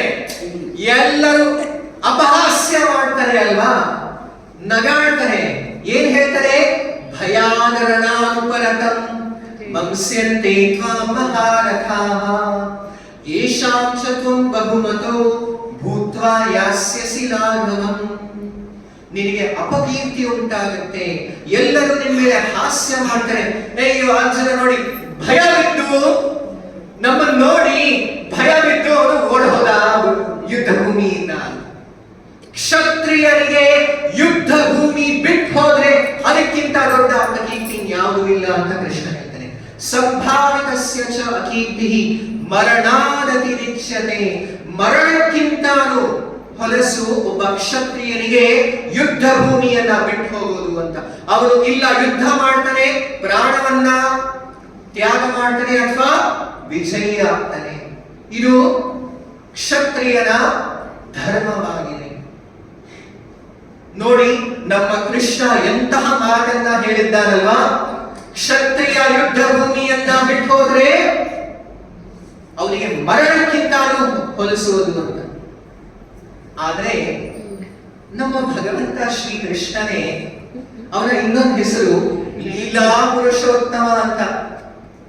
ಎಂಥೆಂಥ ಲೀಲೆಗಳನ್ನ ಮಾಡಿದ್ದಾನೆ ಅಂತಂದ್ರೆ, ಕೃಷ್ಣನಿಗೆ ನೀವು ಗುಜರಾತ್ ಕಡೆ ಹೋಗಿ ಒಂದು ಹೆಸರೇನು ಗೊತ್ತಾ? ರಣಚೋಡ. ರಣಭೂಮಿಯನ್ನ ಪಲಾಯಿಸಿಕೊಂಡು ಓಡ್ ಹೋಗಿದ್ದಾರೆ ಯಾರು? ಕೃಷ್ಣನೇ. ನಂತರ ಮಹಾಭಾರತದಲ್ಲಿ ನಿಂತ್ಕೊಂಡು ಅರ್ಜುನನಿಗೆ ಬೋಧನೆ ಮಾಡ್ತಾನೆ, ರಣಭೂಮಿಯನ್ನ ಬಿಟ್ಟು ಹೋಗುವಾಗ ನೀನು ಬಿಟ್ಟು ಹೋದ್ರೆ ಅದಕ್ಕಿಂತ ದೊಡ್ಡ ಅಪಕೀರ್ತಿ ಯಾವುದೂ ಇಲ್ಲ ಅಂತ. ಮತ್ ಅವನು ಯಾಕೆ ಓಡಬಹುದ? ನಿಮ್ಮನ್ನೆಲ್ಲ ಕಲಿಸ್ಲಿಕ್ಕೆ ಅಂತ. ರೀ, ಈ ಜಗತ್ತಿನ ಸಂಸಾರದ ಯಾವ ನಿಯಮವೂ ಕೂಡ ಭಗವಂತನಿಗೆ ಅನ್ವಯಿಸಲ್ಲ. ಭಗವಂತ ಸಮಸ್ತ ಲೋಕದ ನಿಯಾಮಕ. ಅವನು ಆ ನಿಯಮಕ್ಕೆ ಅಧೀನನಾಗಿಲ್ಲ. ಅವನು ಈ ಯಾವ ನಿಯಮಕ್ಕೆ ಲೈಕ್ ಹೇಳ್ತಾರಲ್ಲ, he need not care for it ಅಂತ. ಅವನು ಯಾವುದನ್ನು ಕೂಡ ಅವನ ಸ್ವ ಇಚ್ಛೆಯಿಂದ ಮೇಘನ್ಗೆ ಅನುಸರಿಸಬಹುದು. ಅವನಿಗೆ ಇಷ್ಟ ಬಂದಾಗ ಅವನನ್ನ ಉಲ್ಲಂಘಿಸಬಹುದು. ಅವನಿಗೆ ಯಾವುದು ಏನು, ಅವನನ್ನ ಯಾರು ಅಪವಾದ ಮಾಡ್ತಾ ಇಲ್ಲ. ಅವನನ್ನ ಪೂಜೆ ಮಾಡ್ತೀವಿ, ರಣಛೋಡರಾಯ ಜಯ ರಣಛೋಡರಾಯ ಅಂತ. ಕಳ್ಳನನ್ನ ಯಾರು ಪೂಜೆ ಮಾಡ್ತಾರೆ? ನಮ್ಮ ಕೃಷ್ಣ ಕಳ್ಳನನ್ನ ಮಾಖನ್ ಚೋರ್ ಅಂತ ಪೂಜಿಸ್ತೀವಿ, ಗೋಪಿ ವಸ್ತ್ರಾಪಹಾರಿ ಅಂತ ಪೂಜಿಸ್ತೀವಿ. ಅವನು ಏನು ಮಾಡಿದ್ರು ಕೂಡ ಅವನಲ್ಲಿ ಯಾವುದೇ ಲೌಕಿಕ ದೋಷ ಮುಟ್ಲಿಕ್ಕೂ ಕೂಡ ಸಾಧ್ಯವಿಲ್ಲ. ಅವನು ತ್ರಿಗುಣ ಅತೀತನಾಗಿದ್ದಾನೆ ಅಂತ ತೋರಿಸ್ಕೊಡ್ಲಿಕ್ಕೆ ಯಾವಾಗ ಜರಾಸಂಧ 17 ಬಾರಿ ಸೋತ್ ಹೋಗಿ 18ನೇ ಬಾರಿ ಕಾಲಯವನ ಜೊತೆ ಮಥುರೆ ಮೇಲೆ ದಾಳಿ ಹಾಕಿದಾಗ, ಆ ಸಮಯದಲ್ಲೇ ಕೃಷ್ಣನಿಗೆ ತನ್ನ ಶುದ್ಧ ಭಕ್ತಿಯಾದ ರುಕ್ಮಿಣಿಯ ಸಂದೇಶ ಅಪೇಕ್ಷಿತವಾಗಿತ್ತು. ಅದಕ್ಕೋಸ್ಕರ ರುಕ್ಮಿಣಿಯನ್ನ ವರಿಸಲಿಕ್ಕೆ ನಮ್ಮ ಕೃಷ್ಣ ಇದು ಯಾವುದು ಬೇರೆ ಇನ್ಯಾವ ಅಪಗೆ ಏನು ಯೋಚನೆ ಮಾಡಿದರೆ ಯುದ್ಧದಿಂದ ಪಲಾಯಿಸಿಕೊಂಡು ಓಡೋಗ್ತಾನೆ. ಮಥುರೆಯಿಂದ ದ್ವಾರಕಾಗಮನ ಮಾಡ್ತಾನೆ. ಹಾಗಾಗಿ ಕೃಷ್ಣನಿಗೆ ಇಂಥ ಯಾವ ಲೌಕಿಕ ನಿಯಮ ಅನ್ವಯಿಸಲ್ಲ.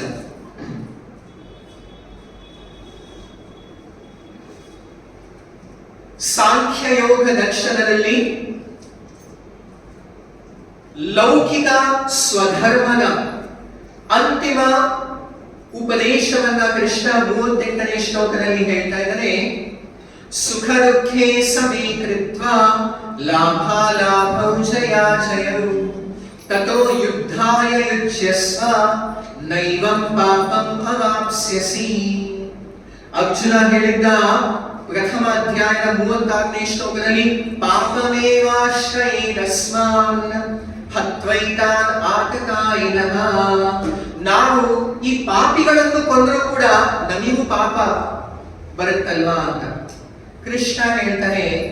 ನೀನು ಸುಖ ದುಃಖೇ ಸಮೇ ಕೃತ್ವ ಲಾಭಾಲಾಭೌ ಜಯಾಜಯೌ, ಯಾವುದೇ ಯುದ್ಧದ ಅಥವಾ ಯಾವುದೇ ಕಾರ್ಯದ ಒಂದು ಪರಿಣಾಮವನ್ನ ಅಪೇಕ್ಷೆ ಇಲ್ಲದೇನೆ ಅನಾಸಕ್ತನಾಗಿ ನಿನ್ನ ಕರ್ತವ್ಯ ಯುದ್ಧ ಮಾಡೋದು ಅಂತ ಯುದ್ಧ ಮಾಡಿದರೆ ನಿನಗೆ ಯಾವ ಪಾಪವೂ ಅಂಟ್ಕೊಳ್ಳಲ್ಲ, ನಿನಗೆ ಬರಲ್ಲ. ಹಾಗಾಗಿ ತಥೋ ಯುದ್ಧಾಯ ಯುಜ್ಯಸ್ವ ನೈವಂ ಪಾಪಂ ಅವಾಪ್ಸ್ಯಸಿ ಅಂತ ಕೃಷ್ಣ ಹೇಳ್ತಾನೆ. ನಂತರ ಭಗವದ್ಗೀತೆಯ ದ್ವಿತೀಯ ಅಧ್ಯಾಯದ 3ನೇ ವಿಭಾಗವಾದಂತಹ 39ನೇ ಶ್ಲೋಕದಿಂದ 53ನೇ ಶ್ಲೋಕ ತನಕ ಕೃಷ್ಣ ಸಾಂಖ್ಯ ಯೋಗ ದರ್ಶನದ ನಂತರ ಈಗ ಬುದ್ಧಿಯೋಗವನ್ನ ಹೇಳ್ತಾನೆ. ಏಷಾಪಿ ಅಧೀತಾ ಸಾಂಖ್ಯೇ ಬುದ್ಧಿರ್ಯೋಗೇ ತ್ವಿಮಾಂ ಶೃಣು ಬುದ್ಧ್ಯಾ ಯುಕ್ತೋ ಯಯಾ ಪಾರ್ಥ ನೈವಂ ಪಾಪಂ ಅವಾಪ್ಸ್ಯಸಿ. ಏಷಾ ತೇ ಅಭಿಹಿತ. ಇನ್ನು ತನಕ ಕೃಷ್ಣ ಹೇಳ್ತಾನೆ, ನಾನು ನಿನಗೆ ಸಾಂಖ್ಯದ ವಿಶ್ಲೇಷಣೆಯನ್ನ ಮಾಡಿದ್ದೇನೆ. ಬುದ್ಧಿರ್ಯೋಗೇ ತು ಇಮಾಂ ಶೃಣು. ಇನ್ನು ಮುಂದೆ ನಾನು ನಿನಗೆ ಬುದ್ಧಿಯೋಗದ ಒಂದು ಉಪದೇಶವನ್ನ ಹೇಳ್ತೇನೆ ಅಂತ. ನಾವೆಲ್ಲರೂ ಏನೋ ಸಾಂಖ್ಯ ಯೋಗ, ಜ್ಞಾನ ಯೋಗ, ಕರ್ಮಯೋಗ, ಭಕ್ತಿ ಯೋಗ ಇದನ್ನ ಕೇಳಿರ್ಬೋದು. ಇದು ಯಾವುದಿದು ಹೊಸದಾಗಿ ಬುದ್ಧಿಯೋಗ. ಬುದ್ಧಿಯೋಗವನ್ನ ಭಗವದ್ಗೀತೆಯಲ್ಲೇ ಮತ್ತೊಮ್ಮೆ ಕೇವಲ ಏಕೈಕ ಬಾರಿ ಭಗವಂತ ಇದೇ ಬುದ್ಧಿಯೋಗ ಅಂತ ಪ್ರಯೋಗ ಮಾಡಿ ಬುದ್ಧಿಯೋಗದ ನಿಜವಾದ ಅರ್ಥವನ್ನ ತಿಳಿಸಿದ್ದಾನೆ ಭಗವದ್ಗೀತೆಯ 10ನೇ ಅಧ್ಯಾಯದ 10ನೇ ಶ್ಲೋಕದಲ್ಲಿ. ತೇಷಾಂ ಸತತಯುಕ್ತಾನಾಂ ಭಜತಾಂ ಪ್ರೀತಿಪೂರ್ವಕಂ ದದಾಮಿ ಬುದ್ಧಿಯೋಗಂ ತಂ ಯೇನ ಮಾಂ ಉಪಯಾಂತಿ ತೇ. ಬುದ್ಧಿಯೋಗ ಏನು ಗೊತ್ತಾ? ತೇಷಾಂ ಸತತಯುಕ್ತಾನಾಂ ಭಜತಾಂ ಪ್ರೀತಿಪೂರ್ವಕಂ. ಜೀವಾತ್ಮ ಭಗವಂತನನ್ನ ಪ್ರೀತಿಪೂರ್ವಕವಾಗಿ ಭಕ್ತಿ ಸೇವೆಯನ್ನ ಮಾಡಿದ್ರೆ ಅದು ಭಕ್ತಿಯೋಗ. ಅಂತಹ ಬುದ್ಧಿಯೋಗದಿಂದ ಏನ ಮಾಂ ಉಪಯಾಂತಿತೆ, ನಾವು ಭಗವದ್ಧಾಮವನ್ನ ಸೇರಬಹುದು ಅಂತ ಭಗವದ್ಗೀತೆ ಮುಂದೆ ಹೇಳಿದೆ. ಈ ಬುದ್ಧಿಯೋಗದ ಲಕ್ಷಣ ಎಷ್ಟು ಅದ್ಭುತವಾಗಿದೆ ಅಂತಂದ್ರೆ, ಹಾಗಾಗಿ ಬುದ್ಧಿಯೋಗ ಇನ್ನೇನು ಅಲ್ಲ, ಭಕ್ತಿಯೋಗವೇ. ಆ ಭಕ್ತಿಯೋಗದ ಬುದ್ಧಿಯೋಗದ ಲಕ್ಷಣವನ್ನ 40ನೇ ಶ್ಲೋಕದಲ್ಲಿ ಕೃಷ್ಣ ಹೇಳ್ತಾನೆ. ನೇಹಾಭಿಕ್ರಮ ನಾಶೋಸ್ತಿ ಪ್ರತ್ಯವಾಯೋ ನ ವಿದ್ಯತೆ ಸ್ವಲ್ಪಮಪ್ಯಸ್ಯ ಧರ್ಮಸ್ಯ ತ್ರಾಯತೆ ಮಹತೋ ಭಯಾತ್. ಈ ಒಂದು ಬುದ್ಧಿಯೋಗದಲ್ಲಿ ನ ನಾಶೋಸ್ತಿ, ಯಾವತ್ತೂ ಏನು ನಾಶವಾಗಲ್ಲಂತೆ. ಎಂಥ ಅದ್ಭುತ ನೋಡಿ. ಈಗ ಯಾರಾದರೂ ಜೀವನ ಪರ್ಯಂತ ತುಂಬಾನೇ ಕಷ್ಟಪಟ್ಟು ತುಂಬಾನೇ ಸಂಪತ್ತು ಮಾಡಿ 100 ಕೋಟಿ ಬ್ಯಾಂಕ್ ನಲ್ಲಿ ಎಲ್ಲ ಸೇರಿಸಿದ್ರೆ, ನಮ್ಮ ಅಲೆಕ್ಸಾಂಡರ್ ದ ಗ್ರೇಟ್ ಅವನು ಸಾಯೋಕ್ಕಿಂತ ಮುಂಚೆ ಅವನ ವೈದ್ಯರನ್ನ ಕರೆದು ಹೇಳ್ತಾರಂತೆ, ನನ್ನ ಶವವನ್ನ ಎತ್ಕೊಂಡು ಹೋಗ್ತಿರುವಾಗ ನನ್ನ ಕೈ ಹೊರಗಿರ್ಲಿ ಅಂತ. ಎಲ್ಲರಿಗೂ ಆಶ್ಚರ್ಯವಾಗುತ್ತೆ, ಯಾಕೆ ಇಂಥ ಒಂದು ಆಸೆ ವ್ಯಕ್ತಪಡಿಸ್ತಾ ಇದ್ದಾನೆ ಅಂತ. ಯಾಕೆ ಅಂತ ಕೇಳ್ತಾರೆ. ಅವ್ರು ಹೇಳ್ತಾರೆ, ನಾನು ಇಡೀ ಜೀವನ ಇಡೀ ವಿಶ್ವವನ್ನ ಗೆದ್ದು ಎಷ್ಟೆಲ್ಲ ಸಂಪತ್ತಿಯನ್ನ ಗಳಿಸಿದೆ, ಸತ್ತ ಮೇಲೆ ನನ್ನ ಕೈಯೆಲ್ಲಾರು ನೋಡ್ಲಿ ಖಾಲಿ ಕೈ ಹೋಗ್ತಾ ಇದ್ದೀನಿ ಅಂತ. ಬಂದಿದ್ದು ಖಾಲಿ ಕೈ, ಹೋಗ್ತಾ ಇರೋದು ಖಾಲಿ ಕೈ ಅಂತ. ಮುಂದಿನ ಜನ್ಮದಲ್ಲಿ ನಾವು ಪುನರ್ಜನ್ಮವನ್ನ ಸ್ವೀಕರಿಸಿದಾಗ ಮುಂದಿನ ಜನ್ಮದಲ್ಲಿ ಮತ್ತೆ ಪ್ರಾರಂಭದಿಂದ ಶುರು ಮಾಡಬೇಕು ಅಲ್ವಾ. ಎಂಥ ವಿದ್ವಾಂಸ, ಗ್ರಾಜುಯೇಟ್, ಪೋಸ್ಟ್ ಗ್ರಾಜುಯೇಟ್, PhD ಎಲ್ಲ ಇರಬೇಕು. ಮುಂದಿನ ಜನ್ಮದಲ್ಲಿ ABC ಅಂತಾನೆ ಶುರು ಮಾಡಬೇಕು ಅಲ್ವಾ. ಎಲ್ಲವೂ ನಾಶವಾಗಿ ಹೋಗುತ್ತೆ. ಕೃಷ್ಣ ಆಶ್ವಾಸನೆ ಕೊಡ್ತಾ ಇದ್ದಾರೆ, ನೀವು ಬುದ್ಧಿಯೋಗದಲ್ಲಿ ನನ್ನ ಆಶ್ರಯಿಸಿ. ನೀವು ಏನ್ ಗಳಿಸ್ತಿರೋ ಅದು ನಿಮ್ಮ ಶಾಶ್ವತ ನಿಧಿ, ಅದು ಪರ್ಮನೆಂಟ್ ಬ್ಯಾಂಕ್ ಬ್ಯಾಲೆನ್ಸ್. ಅದು ನಾಶವೂ ಆಗಲ್ಲ, ಪ್ರತ್ಯವಾಯೋನ ವಿದ್ಯತೆ ಕಮ್ಮಿನೂ ಆಗಲ್ಲ. ಅದು ಯಾವಾಗಲೂ ನಿಮ್ ಜೊತೆ ಇರುತ್ತೆ. ನೀವು ಎಷ್ಟು ಬಾರಿ ಹರೇ ಕೃಷ್ಣ ಕೃಷ್ಣ ನಾಮವನ್ನ ಹೇಳಿದ್ದೀರೋ ಅದು ಯಾವತ್ತೂ ಅದು ನಿಮ್ಮ ಅಕೌಂಟ್ ಅಲ್ಲಿ ಜಾಸ್ತಿನೇ ಆಗ್ತಾ ಹೋಗುತ್ತೆ. ಯಾವತ್ತೂ ನಾಶವೂ ಆಗಲ್ಲ, ಕಮ್ಮಿನೂ ಆಗಲ್ಲ. 100% ಆದಾಗ ಭಗವಂತ ನಿಮ್ಮನ್ನ ವಾಪಸ್ ಕರೆಸ್ಕೊಳ್ತಾನೆ. ಎಂಥ ಅದ್ಭುತ. ಸ್ವಲ್ಪಮಪ್ಯಸ್ಯ ಧರ್ಮಸ್ಯ ತ್ರಾಯತೆ ಮಹತೋ ಭಯಾತ್. ಈ ಬುದ್ಧಿಯೋಗ ಅಥವಾ ಭಕ್ತಿ ಯೋಗದ ನೀವು ಸ್ವಲ್ಪ ಸಂಪತ್ತನ್ನು ನೀವು ಗಳಿಸಿದ್ರೆ ಸಾಕು, ತ್ರಾಯತೆ ಮಹತೋ ಭಯಾತ್, ನಿಮ್ಮನ್ನ ಮಹತ್ತರವಾದ ಭಯದಿಂದ ಕಾಪಾಡುತ್ತಂತೆ. ಈ ಶ್ಲೋಕದ ಒಂದು ವ್ಯಾಖ್ಯಾನದಲ್ಲಿ ಅನೇಕ ಆಚಾರ್ಯರು ಹೇಳಿದ್ದಾರೆ, ಆ ಮಹತ್ತರ ಭಯ ಏನು ಗೊತ್ತಾ?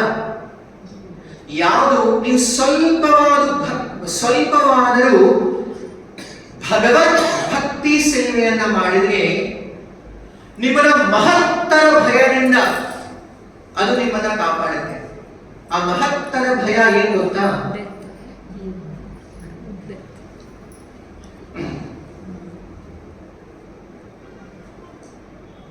ಪದ್ಮಪುರಾಣದಲ್ಲಿ ಹೇಳಲಾಗಿದೆ, ಅಶಿತಿಂ ಚತುರಾಂಶ್ಚೈವ ಲಕ್ಷಾಂಸ್ತಾನ್ ಜೀವಜಾತಿಷು ಭ್ರಮದ್ಭಿಃ ಪುರುಷೈ ಪ್ರಾಪ್ಯಂ ಮಾನುಷ್ಯಂ ಜನ್ಮ ಪರ್ಯಯಾತ್. ಅಶಿತಿಂ ಚತುರಾಂಶ್ಚೈವ ಲಕ್ಷಾಂಸ್ತಾನ್ ಜೀವಜಾತಿಷು, 84 ಲಕ್ಷ ಜೀವಯೋನಿಗಳಲ್ಲಿ ನಾವು ಪುನರಪಿ ಜನನಂ ಪುನರಪಿ ಮರಣಂ ಪುನರಪಿ ಜನನಿ ಜಠರೇ ಶಯನಂ ಅಂತ ಸ್ವಲ್ಪ ಯೋಚನೆ ಮಾಡಿ. ಇದೇನು ಸಾಮಾನ್ಯನ?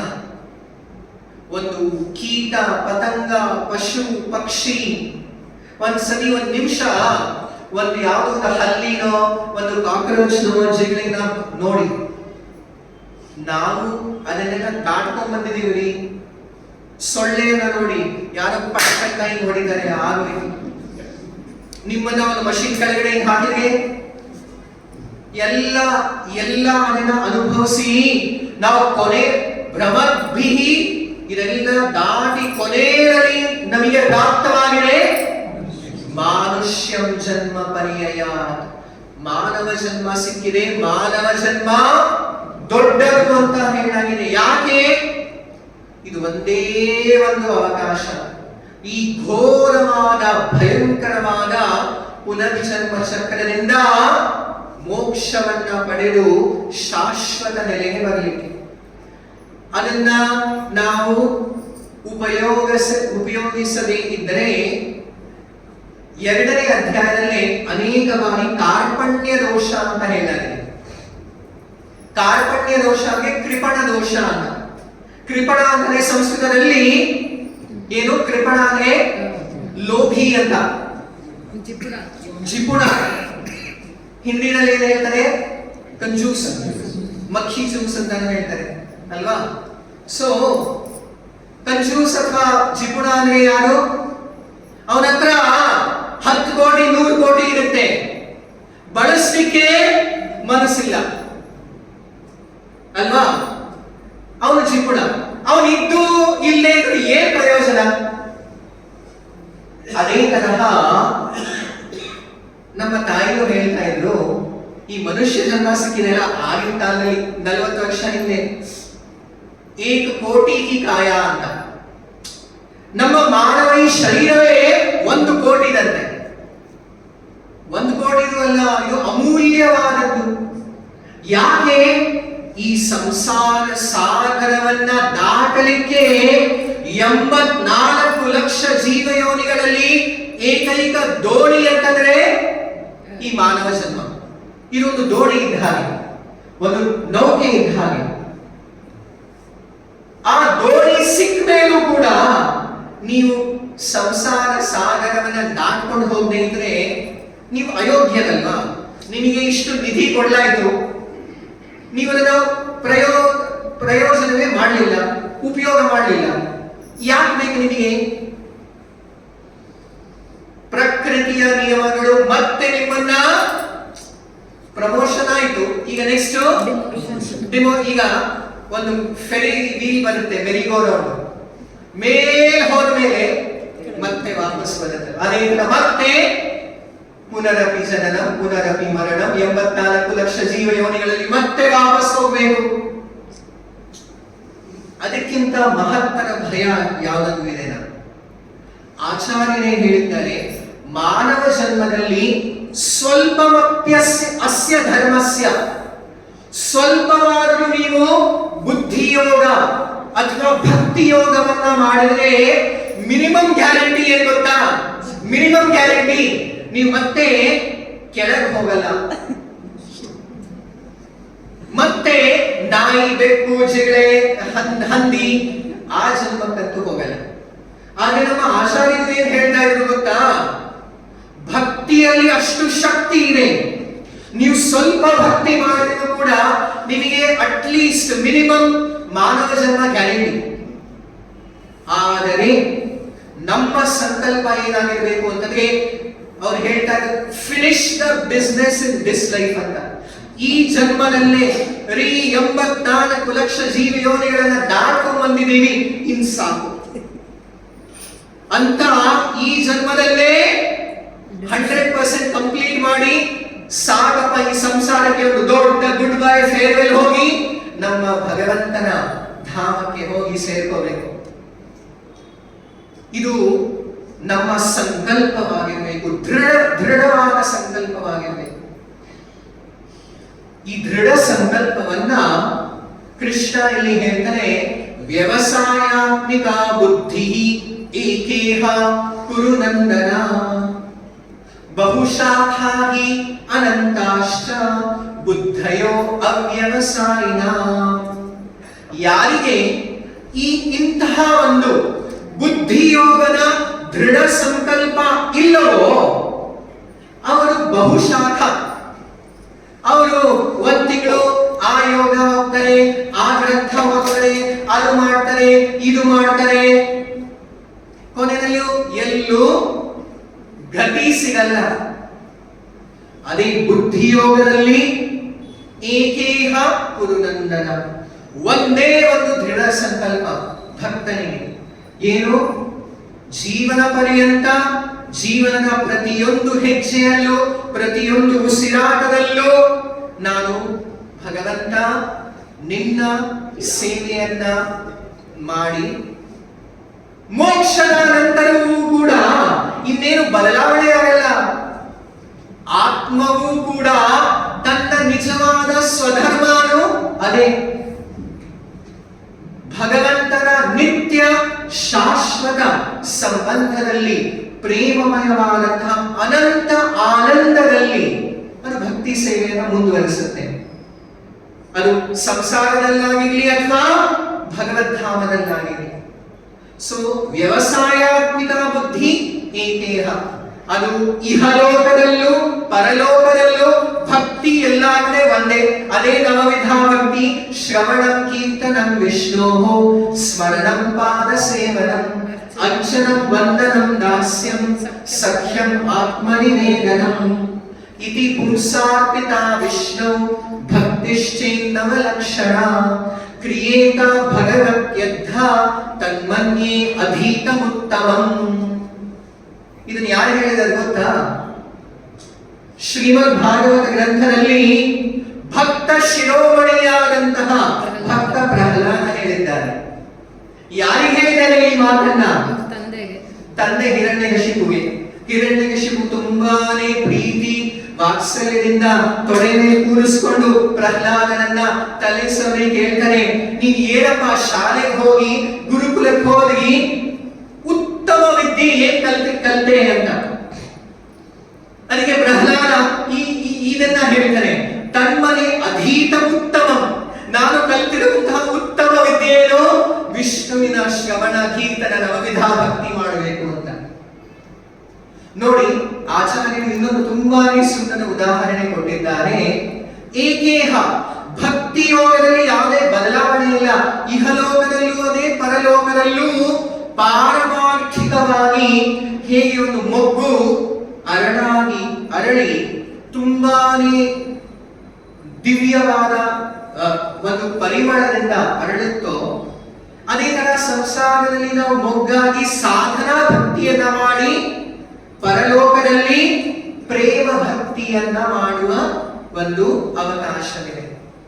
ಹೇಗೆ ಒಂದು ಮಾವಿನ ಕಾಯಿ, ಅದು ಮಾವೇ ಅಲ್ವಾ, ಅದು ಪಕ್ವವಾದ ಮೇಲೆ ಹಣ್ಣಾಗುತ್ತೆ.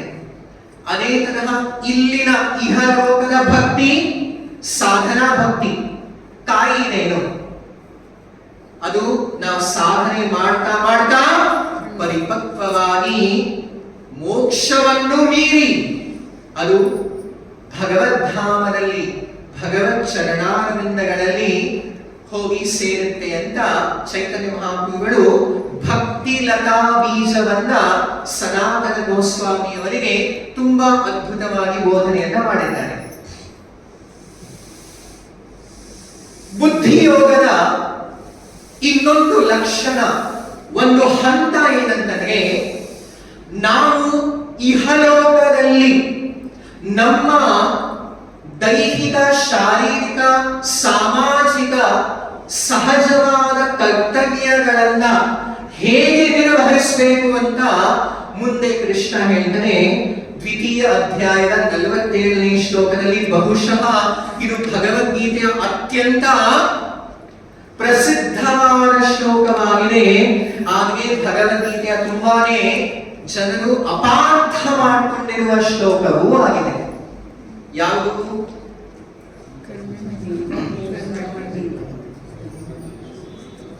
ಎಲ್ಲರೂ ಹೇಳೋಣ. ಕರ್ಮಣ್ಯೇವಾಧಿಕಾರಸ್ತೆ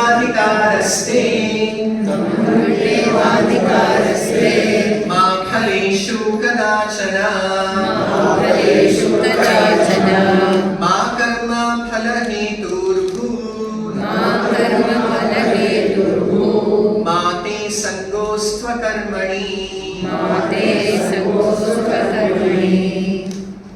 ಬಹುಶಃ ಈ ಶ್ಲೋಕವನ್ನ ಪ್ರತಿಯೊಬ್ಬರು ಕೇಳಿರ್ತಾರ. ಭಗವದ್ಗೀತೆ ಅಂದರೆ ಎಲ್ಲರ ಮನಸ್ಸಿನಲ್ಲಿ ಬರೋದು ಈ ಒಂದು ಶ್ಲೋಕವೇ. ಎಷ್ಟೊಂದು ಜನ ಹೇಳ್ತಾರೆ ಭಗವದ್ಗೀತೆಯ ಸಾರವೇ ಇಷ್ಟು ಅಂತ. ಯಾರನ್ನಾದ್ರೂ ನಾವು ಹೇಳಿಕ್ ಹೋದ್ರು ಕೂಡ ಅವ್ರು ಹೇಳ್ತಾರೆ, ಗೊತ್ತು ಬಿಡ್ರಿ ನಮಗೆ. ನಿನ್ನೆ ನಾವು ಹೀಗೆ ಕೇಳಿದ್ವಲ್ಲ, ನಾವು ಗುರುಗಳ ಹತ್ರ ನನ್ಗೆ ಎಲ್ಲ ಗೊತ್ತು, ನನಗೆ ಏನೋ ಒಂದ್ ಸ್ವಲ್ಪ ಆಡ್ ಆನ್ ಸ್ವಲ್ಪ ಕಲಿಸ್ಕೊಡಿ, ಹೇಳ್ಕೊಡಿ ಅಂತ ಹೋಗಿ 0 ನಮಗೇನು ಕಲಿಯಲಿಕ್ಕೆ ಸಾಧ್ಯವಿಲ್ಲ. ಗುರುಗಳ ಹತ್ರ ಹೇಗೆ ಅರ್ಜುನ ಹೋದ್ನೋ, ನನಗೇನು ಗೊತ್ತಿಲ್ಲ, ಈಗ ಶರಣಾಗತಿಯಾಗಿದ್ದೇನೆ, ನನಗೇನು ಗೊತ್ತಿಲ್ಲ, ಕೃಷ್ಣ ನನಗೆ ಬೋಧಿಸುವಂತ ಆ ಭಾವದಲ್ಲಿ ಹೋಗ್ಬೇಕು. ಆದ್ರೆ ಜನ ನನಗೆ ಎಲ್ಲ ಗೊತ್ತು, ಭಗವದ್ಗೀತೆ ಗೊತ್ತು, ಕರ್ಮಣ್ಯೇವಾಧಿಕಾರಸ್ತೆ ಮಾ ಫಲೇಷು ಕದಾಚನ. ನಮ್ಮ ಕರ್ತವ್ಯ ಅದು ಏನ್ ಹೇಳ್ತಾರೆ, ನಮ್ಮ ಕರ್ತವ್ಯಗಳನ್ನ, ನಮ್ಮ ಏನು ಕಾಯಕವಿದೆಯೋ, ನಮ್ಗೆ ಏನ್ ಕೆಲಸ ಇದೆಯೋ ಅದನ್ನು ಮಾಡ್ತಾ ಇರಬೇಕು. ಅಷ್ಟೇ, ಇನ್ನೇನಿದೆ ಅಂತಂದ್ರೆ ಭಗವದ್ಗೀತೆ ಮತ್ತೆ ಯಾಕೆ ಕೇಳಬೇಕು? ಮುಗೀತಲ್ವಾ, ಫುಲ್ ಸ್ಟಾಪ್ ಅಲ್ಲ. ಇದು ಭಗವದ್ಗೀತೆಯ ತುಂಬಾನೇ ಪ್ರಾರಂಭಿಕವಾದಂತಹ ಒಂದು ಕೇವಲ ಐಹಿಕ ಕರ್ತವ್ಯಗಳನ್ನ ಮಾಡುವ ವಿಧಾನವನ್ನ ಮಾತ್ರ ಹೇಳ್ತಾ ಇದ್ದಾನೆ. ಭಗವದ್ಗೀತೆಯಲ್ಲಿ ಎಲ್ಲೂ ಕೂಡ ಕೃಷ್ಣ ಇದು ನನ್ನ ಪರಮೋಪದೇಶ ಅಂತ ಹೇಳಿಲ್ಲ. ಸ್ಪಷ್ಟವಾಗಿ ಕೊನೆಯಲ್ಲಿ 18ನೇ ಅಧ್ಯಾಯದ 65 ಮತ್ತೆ 66ನೇ ಶ್ಲೋಕಗಳನ್ನ ಚರಮ ಶ್ಲೋಕ ಅಂತ ಹೇಳಲಾಗಿದೆ. ಅದೇ ಅಲ್ಲಿ ಯಾರಿಗೂ ಗೊತ್ತಿಲ್ಲ. ಅದನ್ನು ಕೇಳಿದ್ರು ಕೂಡ ಸಾಮಾನ್ಯ ಜನರಿಗೆ ಅದು ತುಂಬಾನೇ ಒಂದು ಕ್ರಾಂತಿಕಾರಕ ವಿಚಾರವಾಗುತ್ತೆ. ರೆವಲ್ಯೂಷನರಿ. ಅವರು ಯಾವುದನ್ನ ಕೇಳಲಿಕ್ಕೂ ಆಗಲ್ಲ, ಸ್ವೀಕರಿಸಲಿಕ್ಕೂ ಆಗಲ್ಲ, ತುಂಬಾ ಕಷ್ಟ ಆಗುತ್ತೆ. ಯಾಕೆ ಗೊತ್ತಾ? ಜನಸಾಮಾನ್ಯರಿಗೆ ಏನು ಅದು ಹೇಳ್ತಾರಲ್ಲ, ಎಲ್ಲರಿಗೂ ಬೇಕಾಗಿರೋದು ಏನು ಗೊತ್ತಾ?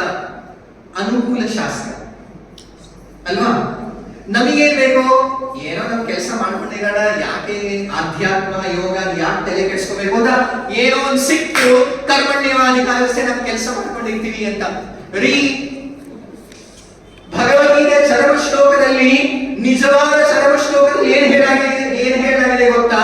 ಎಕ್ಸಾಕ್ಟ್ಲಿ ಇದಕ್ಕೆ ವಿಪರೀತವಾಗಿ ವಿರುದ್ಧವಾಗಿ ಹೇಳಲಾಗಿದೆ. ಸರ್ವಧರ್ಮಾನ್ ಪರಿತ್ಯಜ್ಯ. ಯಾರು ಕೇಳಲಿಕ್ಕೆ ಇಚ್ಛೆ ಪಡಲ್ಲ.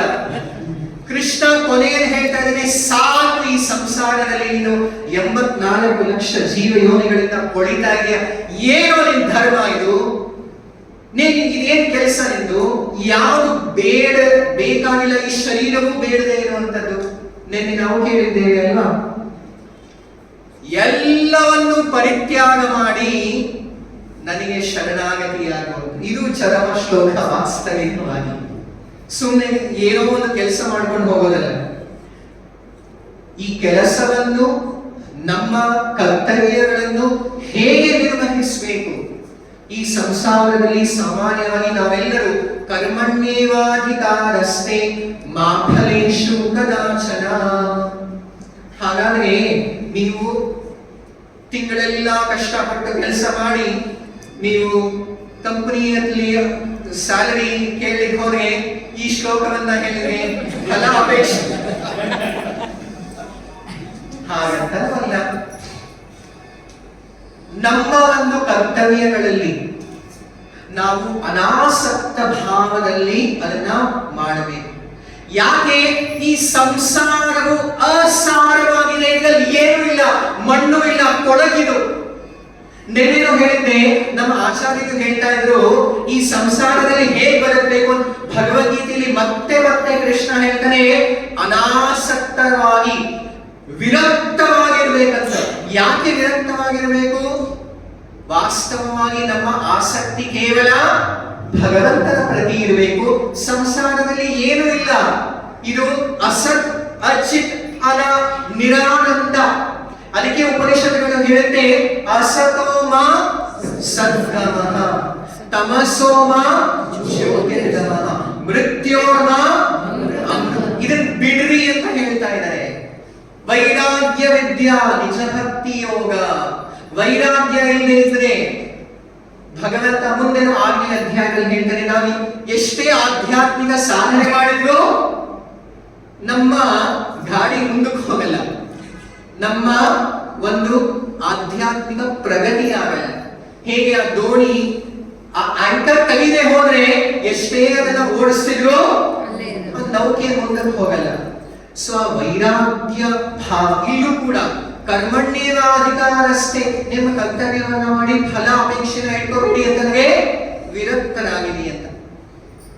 ಹೇಗೆ ನಾವು ಬಚ್ಚಲ ಮನೆಗೆ ಹೋಗ್ಬಿಟ್ಟು ಅಲ್ಲೇನು ತುಂಬಾ ದೊಡ್ಡ ಒಂದು ಯೋಜನೆ ಮಾಡಿ ಹೀಗೆ ಹಾಗೆ ಅಂತ ಮಾಡ್ತೀವಿ, ನಾವು ಕೆಲಸ ಮುಗಿಸ್ಕೊಂಡು ಬಂದ್ಬಿಡ್ತೀವಿ. ಅದೇ ತರ ನಮ್ಮ ಸಾಂಸಾರಿಕ ಕರ್ತವ್ಯಗಳನ್ನ ಮಾಡಿದ್ವಿ, ಕೈ ತೊಳೆದು ಮುಗಿದಾಯ್ತು. ಆಮೇಲೆ ನಮ್ಮ ಹೃದಯ, ಮನಸ್ಸು, ಆತ್ಮ ಎಲ್ಲವೂ ಕೂಡ ಸದಾಕಾಲ ಭಗವದ್ಭಕ್ತಿಯಲ್ಲಿರಬೇಕು. ಅಲ್ಲಿ ಹೇಳ್ತಾರೆ, ಇಂಗ್ಲಿಷ್ ಒಂದು ಗಾದೆ ಇದೆ, hand to work mind to God ಅಂತ. ಭಗವದ್ಗೀತೆಯಲ್ಲೂ ಮುಂದೆ ಕೃಷ್ಣ ಹೇಳ್ತಾನೆ, ತಸ್ಮಾತ್ ಸರ್ವೇಷು ಕಾಲೇಷು ಮಾಮನುಸ್ಮರ ಯುದ್ಧಚ ಅಂತ. ನೀನು ಯುದ್ಧ ಮಾಡುವಾಗಲೂ ಕೂಡ ನಿರಂತರವಾಗಿ ನನ್ನ ಸ್ಮರಣೆ ಮಾಡಿ ಯುದ್ಧ ಮಾಡುವಂತ ಕೃಷ್ಣ ಹೇಳ್ತಾನೆ. ಸೊ ಹಾಗಾಗಿ ನೀನು ಫಲ ಅಪೇಕ್ಷೆ ಇಲ್ಲದೆ ನಿನ್ನ ಕರ್ತವ್ಯವನ್ನ ಮಾಡು. ಆದರೆ ಹಾಗಾದರೆ ಯಾರು ಹೇಳ್ಬೋದು, ಹಾಗಾದ್ರೆ ಕೆಲಸವೇ ಯಾಕೆ ಮಾಡಬೇಕು ಅಂತ ಕೆಲಸವನ್ನ ನಿಲ್ಲಿಸಬೇಡ ಅಂತ ಹೇಳ್ತಾರೆ. ಮಾತೆ ಸಂಗೋಸ್ತು ಅಕರ್ಮಣಿ. ಮತ್ತೆ ಹೇಗೆ ಕೆಲಸವನ್ನ ಮಾಡಬೇಕು? ಯೋಗಸ್ಥಃ ಕುರು ಕರ್ಮಾಣಿ. ಯೋಗಸ್ಥಃ, ಯೋಗಸ್ಥ ಅಂದ್ರೆ ಏನು? ಯೋಗ ಅಂತಂದ್ರೆ ಭಗವಂತನ ಸಂಬಂಧದಲ್ಲಿ, ಭಗವಂತನ ವಿಯೋಗದಲ್ಲ, ಭಗವಂತನ ಜೊತೆಯಲ್ಲಿ. ಕುರು ಕರ್ಮಾಣಿ ಸಂಗಂ ತ್ಯಕ್ತ್ವಾ ಧನಂಜಯ. ಸಿದ್ಧ್ಯ ಸಿದ್ಧ್ಯೋ ಸಮೋ ಭೂತ್ವಾ ಸಮತ್ವಂ ಯೋಗ ಉಚ್ಯತೆ. ಒಂದು ಸಮಭಾವದಲ್ಲಿ ನೀನು ನಿನ್ನ ಕರ್ತವ್ಯಗಳನ್ನ ನಿರ್ವಹಿಸುವಂತ ಕೃಷ್ಣ ಹೇಳ್ತಾನೆ.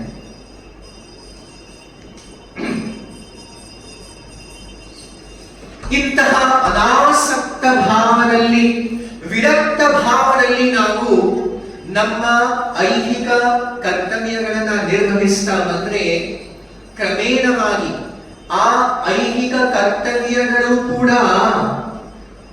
ತುಂಬಾನೇ ಮಹತ್ವಪೂರ್ಣವಾದ ವಿಷಯ. ಇಲ್ಲಿ ಏನಂತಂದ್ರೆ, ಈಗ ನಮ್ಮ ಕರ್ತವ್ಯ ನಮ್ಮ ಸ್ವಯಂ ಕಲ್ಪಿತ ಊಹೆ ಮಾಡಿರುವಂತಹ ಕರ್ತವ್ಯ ಅಲ್ಲ.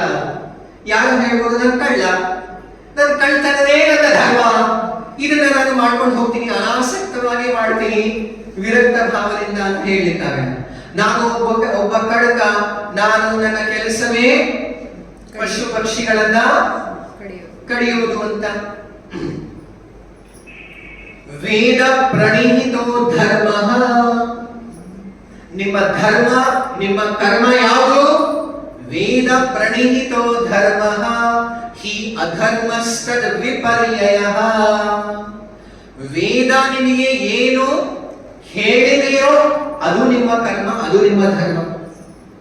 ಮಾನವ ಸಮಾಜದಲ್ಲಿ ಭಾಗವತ ಹೇಳುತ್ತೆ, ಹೇಗೆ ಒಂದು ಪಶುವನ್ನ, ಒಂದು ಕುರಿಯನ್ನ ಒಂದು ಹಗ್ಗದಿಂದ ಕಟ್ ಹಾಕ್ತೇವಲ್ಲ, ಆ ಹಗ್ಗವೇ ವೈದಿಕ ನಿಯಮಗಳು. ನಾವು ವೈದಿಕ ನಿಯಮಾನುಸಾರ ನಮ್ಮ ಕರ್ತವ್ಯಗಳನ್ನ ನಿರ್ವಹಿಸಿದರೆ ಅದು ಕರ್ಮವಾಯಿತು. ಇವತ್ತು ಯಾರಾದರೂ ತಮ್ಮ ಕರ್ತವ್ಯವನ್ನ ಮಾಡುವಾಗ ವೈದಿಕ ಒಂದು ಗ್ರಂಥಗಳನ್ನ ಅಥವಾ ವೈದಿಕ ಅನುಷ್ಠಾನವನ್ನ ಅವರು ಕೇಳಿಕೊಂಡು ಅನುಸರಿಸಿ ತಮ್ಮ ಕರ್ತವ್ಯವನ್ನ ಮಾಡ್ತಾರೆ? ಇಲ್ಲ. ವಾಸ್ತವವಾಗಿ ಮಹಾಭಾರತದಲ್ಲಿ ಅನುಶಾಸನ ಪರ್ವದಲ್ಲಿ ಭೀಷ್ಮಾಚಾರ್ಯರು ಪ್ರತಿಯೊಬ್ಬರಿಗೂ ಸರಿಯಾದ ಕರ್ತವ್ಯ ಕರ್ಮ ಹೇಗೆ ಮಾಡಬೇಕು ಅಂತ ಹೇಳಿದ್ದಾರೆ.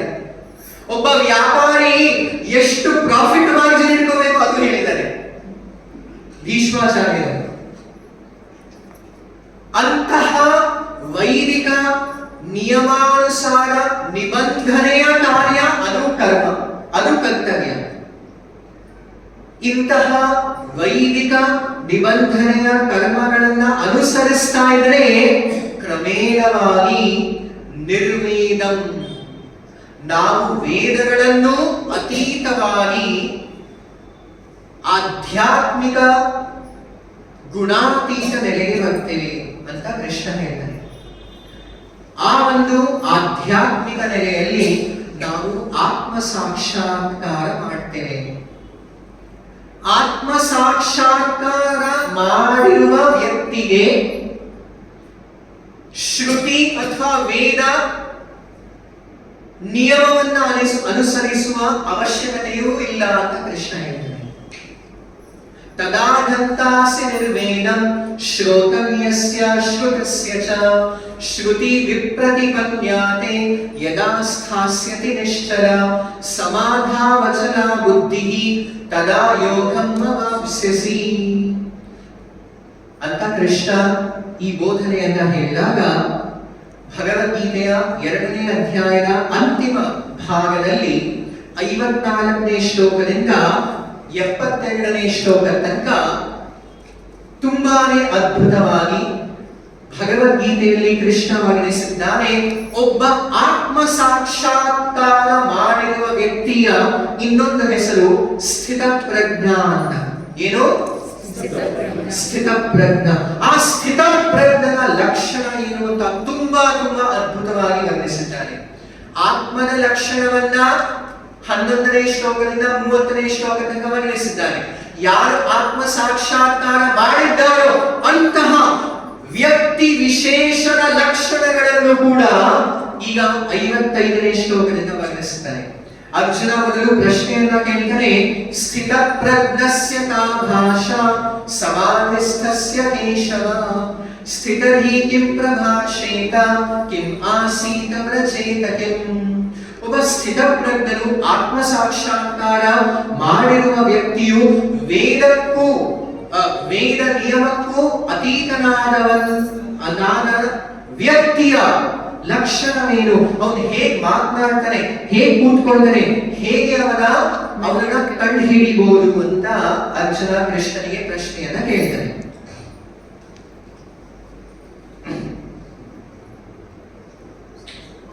ಶ್ರೀ ಭಗವಾನುವಾಚ 55ನೇ ಶ್ಲೋಕದಿಂದ ಭಗವಂತ ಹೇಳ್ತಾನೆ, ಮೊದಲನೇ ಲಕ್ಷಣ ಏನಂತಾನೆ, ಪ್ರಜಹಾತಿ ಯದಾ ಕಾಮಾನ್ ಸರ್ವಾನ್ ಪಾರ್ಥಮನೋಗತಾನ್ ಆತ್ಮನ್ಯೇವಾತ್ಮನಾ ತುಷ್ಟಃ ಸ್ಥಿತಪ್ರಜ್ಞಸ್ತನೋಚ್ಯತೆ. ಯಾರು ಯಾವುದೇ ಲೌಕಿಕ ಆಸೆಗಳನ್ನ, ಯಾರು ಲೌಕಿಕ ಕಾಮಗಳಿಂದ ಆಸಕ್ತನಾಗಿರುವ ಎಲ್ಲವನ್ನೂ ಯಾರು ಪ್ರಜಹಾತಿ ಬಿಟ್ಟಿದ್ದಾನೋ ಅವನು ಸ್ಥಿತಪ್ರಜ್ಞ. ಈಗ ಯಾರಿಗೆ ಸ್ವಸ್ಥವಾದ ಕಣ್ಣಿನೇನೋ ಅವ್ರು ಯಾವತ್ತಾದ್ರೂ ಕನ್ನಡಕ ಮುಟ್ತಾನ? ಬೇರೆ ಬೇಡ ಅವರಿಗೆ. ಅದೇ ತರಹ ನಾವು ಆತ್ಮದ ಬಂದ್ರೆ ಈ ಲೌಕಿಕ ದೈಹಿಕ ಕಾಮಗಳು ಎಲ್ಲ ಮುಗ್ದೋರು, ನಮಗೆ ಬೇಡವೇ ಬೇಡ ಅನ್ನೋದು. ಇದು ಮೊದಲನೇ ಲಕ್ಷಣ. ಆತ್ಮನ್ಯೇವಾತ್ಮನ ತುಷ್ಟಃ, ಅವನು ತನ್ನ ಆಧ್ಯಾತ್ಮಿಕ ಆತ್ಮದ ನೆಲೆಯಲ್ಲಿ ಸಂತೃಪ್ತನಾಗಿದ್ದಾನೆ. ಸ್ಥಿತಪ್ರಜ್ಞಸ್ತನೋಚ್ಯತೆ. ಇದರ ಅರ್ಥ ಅವನು ಸೊನ್ನೆ ಆಗುವುದ, ಅವನಿಗೆ ಯಾವ ಆಸೆನೇ ಇಲ್ಲ ಅಂತ ಅಲ್ಲ. ಅವನ ಆಸೆಗಳು ಈಗ ಸಂಪೂರ್ಣವಾಗಿ ದೈವಿಕವಾಗಿದೆ. ಅವನ ಆಸೆ ಜೀವನ ಲಕ್ಷಣ. ಆದರೆ ಯಾವುದೇ ಲೌಕಿಕ ಆಸೆ ಇಲ್ಲ, ಕೇವಲ ಅಲೌಕಿಕ ಆಸೆ ಇದೆ. ಅಲೌಕಿಕ ಆಸೆ ಏನು? ಈಗ ಹನುಮಂತನಿಗೂ ಆಸೆ, ನಾನು ನನ್ನ ಶ್ರೀರಾಮಚಂದ್ರನಿಗೋಸ್ಕರ ಯುದ್ಧ ಮಾಡ್ತೇನೆ ಅಂತ. ಅದು ಒಂದು ಆಸೆ ಅಲ್ವಾ? ಅದು ಲೌಕಿಕ ಆಸೆ ಅಲ್ಲ, ಅದು ಅಲೌಕಿಕ ಆಸೆ. ಅದು ಮೋಕ್ಷದ ನಂತರ ಇರುವಂತಹ ಆಧ್ಯಾತ್ಮಿಕ ಆಸೆ. ಅದು ಜೀವನ ಪರ್ಯಂತ ಇಬ್ರು ಆಳ್ವಾರರು ಶ್ರೀವಿಲ್ಲಿಪುತ್ತೂರಲ್ಲಿ ಧನುರ್ಮಾಸದಲ್ಲಿ ನಾವು ತಿರುಪ್ಪಾವೈ ಹಾಡ್ತೇವೆ. ಯಾರು ರಚಿಸಿದ್ದು? ಆಂಡಾಳ್ ಆಳ್ವಾರರು. ಆಂಡಾಳ್ ಮತ್ತೆ ಅವರ ತಂದೆ ಪೆರಿಯಾಳ್ವಾರರು ಜೀವನ ಪರ್ಯಂತ ಏನ್ ಮಾಡಿದ್ರು? ಅವರು ಹೂಗಳನ್ನ, ಮಾಲೆಯನ್ನ, ಪಾಮಾಲೈ ಮತ್ತೆ ಪೂಮಾಲೈ. ಪೂಮಾಲೆ ಅಂದ್ರೆ ಹೂವಿನ ಮಾಲೆ, ಪಾಮಾಲೈ ಅಂದ್ರೆ ಹಾಡಿನ ಮಾಲೆ. ಈ ಹೂವಿನ ಮಾಲೆಯನ್ನ ಮಾಡಿ ಭಗವಂತನಿಗೆ ಅರ್ಪಿಸಿದರು. ಇದು ಮಾಲೆಯನ್ನ ಮಾಡಿ ಭಗವಂತನಿಗೆ ಅರ್ಪಿಸೋದು ತುಂಬಾ ದೊಡ್ಡ ಆಸೆ. ಒಳ್ಳೆ ಮಾಲೆಯನ್ನ ಮಾಡಿ ನಾನು ಭಗವಂತನಿಗೆ ಅರ್ಪಿಸಬೇಕು. ಇದು ಲೌಕಿಕ ಆಸೆ ಅಲ್ಲ, ಇದು ಸಂಪೂರ್ಣವಾಗಿ ಅಲೌಕಿಕ ಸ್ವಾರ್ಥಹೀನ ಆಸೆ. ಇದು ಮೋಕ್ಷದ ನಂತರ ಇರುವಂತಹ ಆಸೆಗಳ ಲಕ್ಷಣ ಇಂತಹದ್ದು. ಅದನ್ನ ನಿತ್ಯ ಸೂರಿಗಳು, ನಿತ್ಯ ಪಾರ್ಷದರು ನಮ್ಮನ್ನ ಕಲಿಸ್ಕೊಡ್ತಾ ಇದ್ದಾರೆ. ಲೌಕಿಕ ಅಸ್ತಿತ್ವದಲ್ಲಿ ಒಬ್ಬ ಸ್ಥಿತಪ್ರಜ್ಞ ಹೇಗಿರ್ತಾನೆ ಅಂತಂದ್ರೆ, ಕೂರ್ಮೋಂಗಾನೀವ ಸರ್ವಶಃ.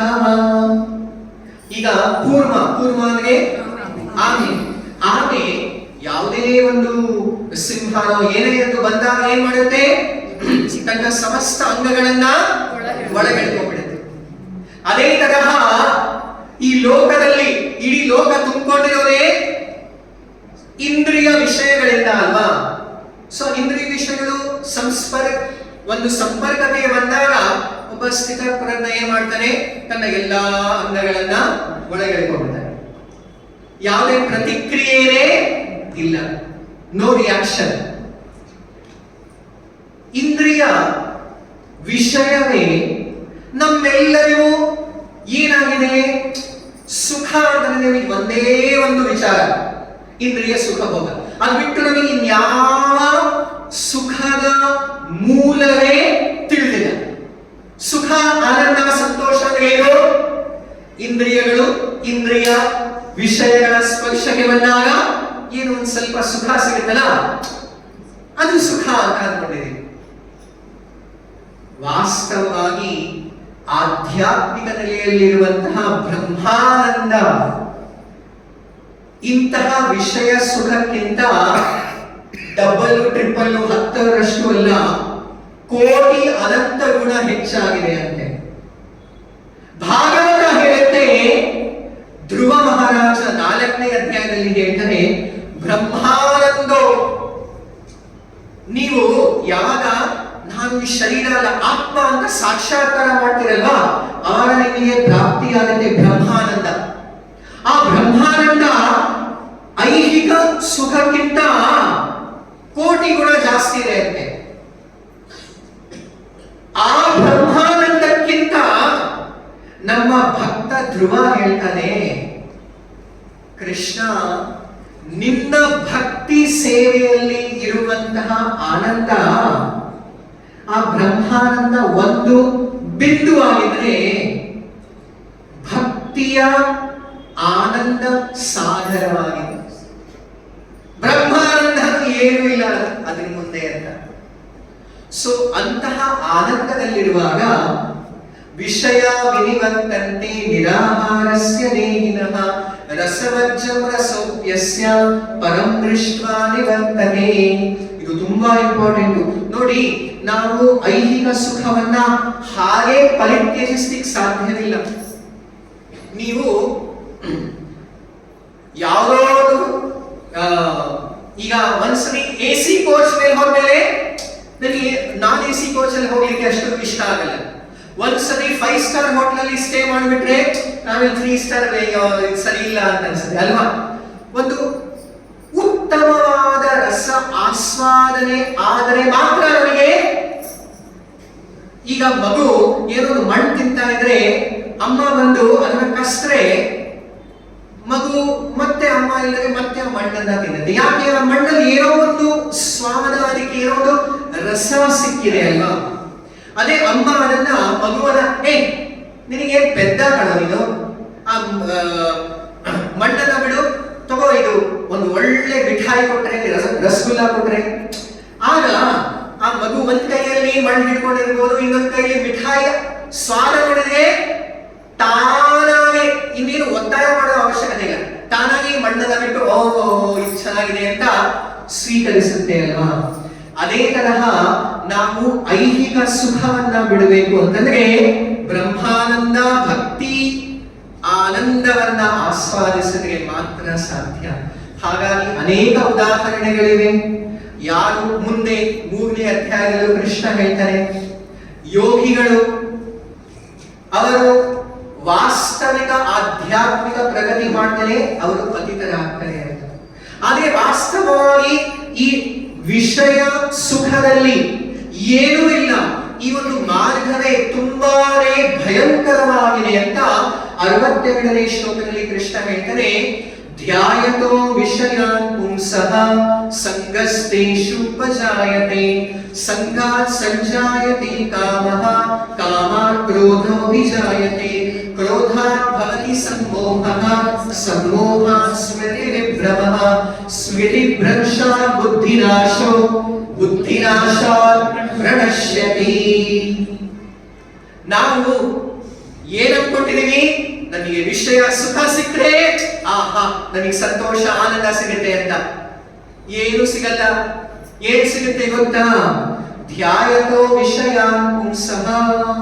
ನಾವು ವಿಷಯ ಭೋಗವನ್ನ ಧಾವಿಸಿದರೆ ಆ ಆಸೆ ಇನ್ನೂ ಅಷ್ಟು ಹೆಚ್ಚಾಗುತ್ತೆ.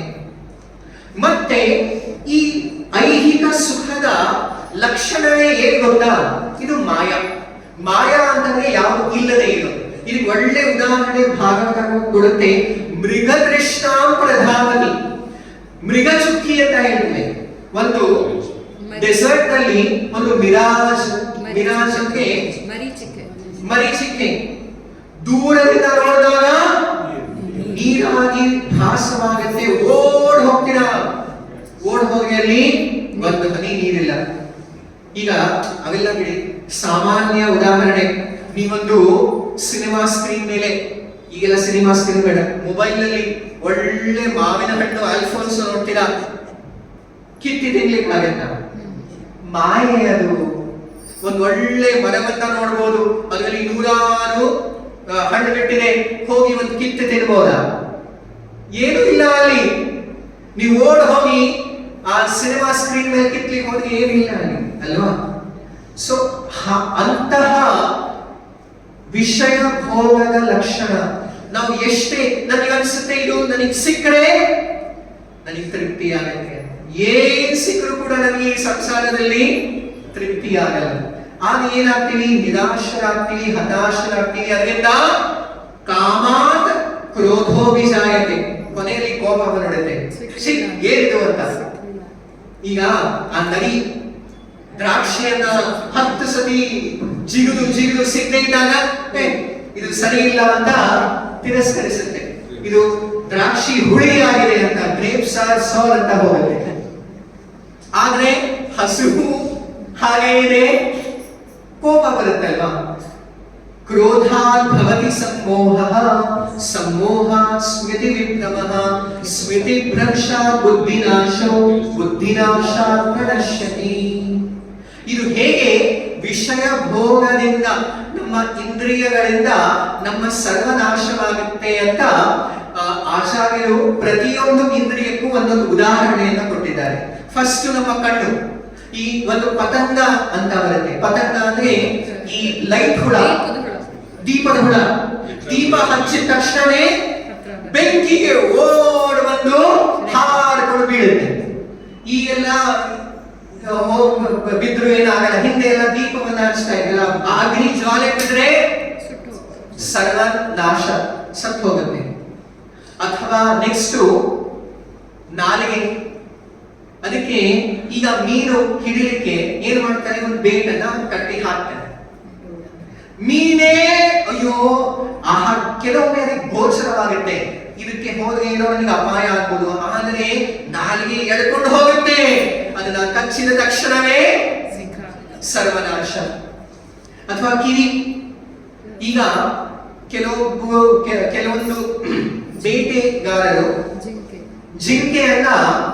ಜಿಂಕೆ ತುಂಬಾ ಬೇಗ ಓಡುತ್ತೆ. ಅದ್ರ ಹಿಂದೆ ಓಡುವ ಅವಶ್ಯಕತೆ ಇಲ್ಲ.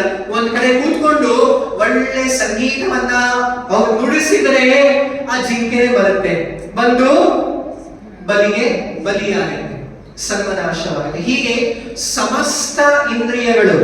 ಹಾಗೆಯೇ ಸ್ಪರ್ಶ. ಒಂದು ಆನೆ ದೊಡ್ಡ ಪಶು ಅಲ್ವಾ, ಅದನ್ನ ಹಿಡಿಲಿಕ್ಕೆ ಒಳ್ಳೆ ಒಂದು ಉಪಾಯ ಏನಂತಂದ್ರೆ, ಒಂದು ಗುಂಡಿಯನ್ನ ತೋಡಿ ಒಂದು ಹೆಂಗಸು ಆನೆಯನ್ನ ಅಲ್ಲಿಡ್ತಾನೆ. ಅದರ ಒಂದು ಆಕರ್ಷಣೆಯಿಂದ ಗಂಡ ಆನೆ ಬಂದು ಅದರಲ್ಲಿ ಬೀಳುತ್ತೆ. ಹೀಗೆ ನಮ್ಮ ಇಂದ್ರಿಯ ಭೋಗದಿಂದ ಸರ್ವನಾಶವೇ ಆಗುತ್ತೆ.